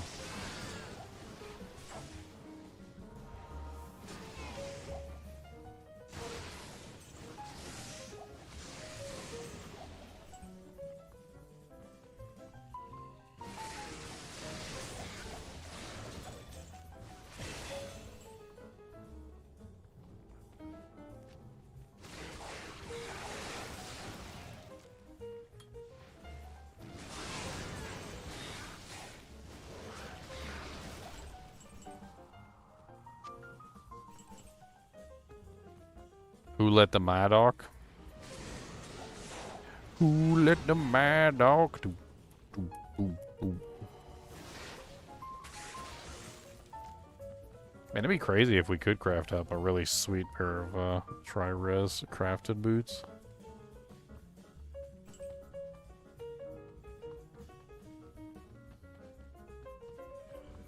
I don't know. Not sure if it would burn up too many of the slots.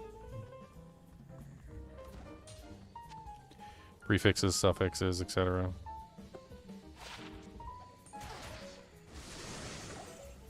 It's a short spear. Ow! Stop being so rude. Ethereal sacrifice. Poopies.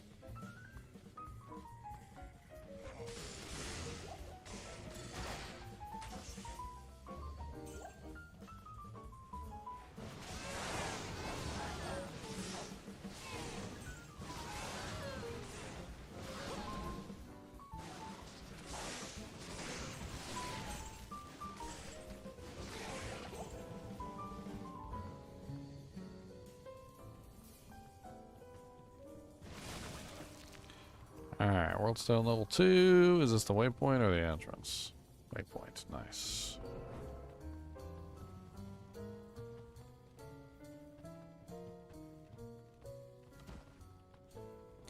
I gotta remember to stop at 42 so we can do some of this crafting.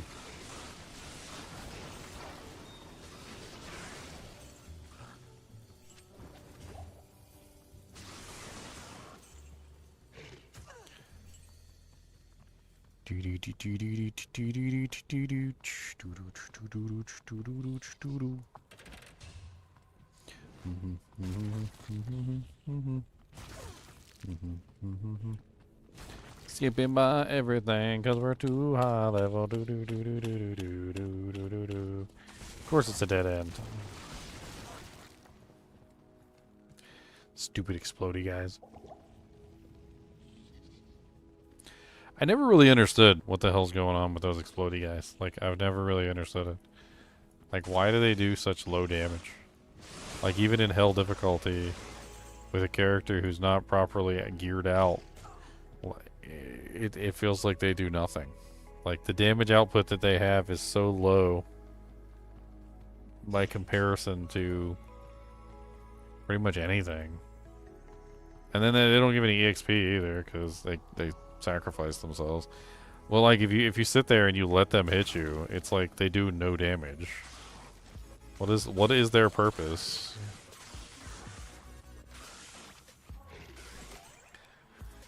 Always something I was interested in but never looked up. Not even sure if there's any information on them, to be perfectly honest.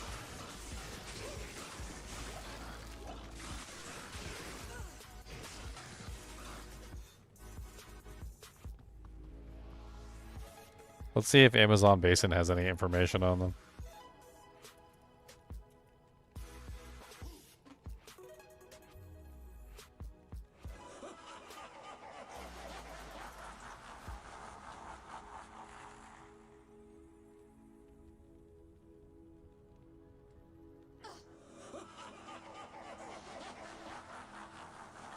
Of course, can't stand still while you're inside. Can't spell on you.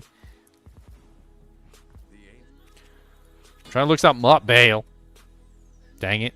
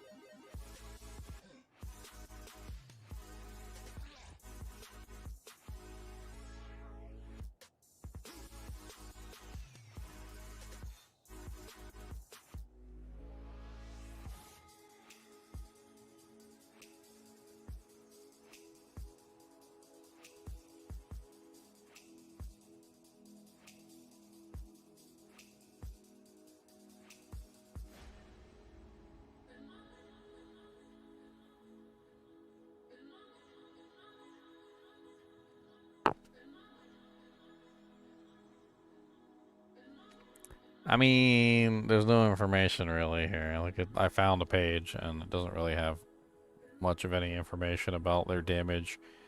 Like, what is going on with it. It says cold, chilling damage explosion. I guess it's cold damage. So, maybe that's why it explains why it doesn't do very much damage, because most people have really good cold resistance. So it's an elemental damage explosion, I guess. Doesn't really say how much damage it does, or like why it seems to do no damage output. I don't know.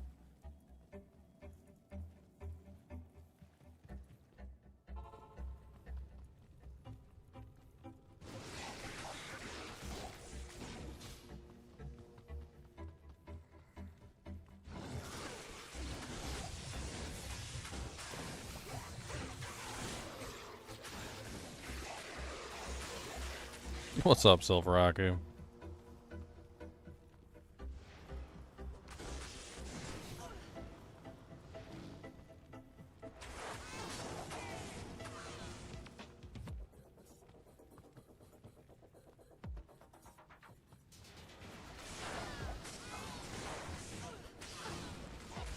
As far as I'm aware, the Hellspawn have never been a significant threat like the Undead Stygian Dolls. The Undead Stygian Dolls are still a significant threat. As long as you don't deal with them correctly. I mean, they've never changed, really.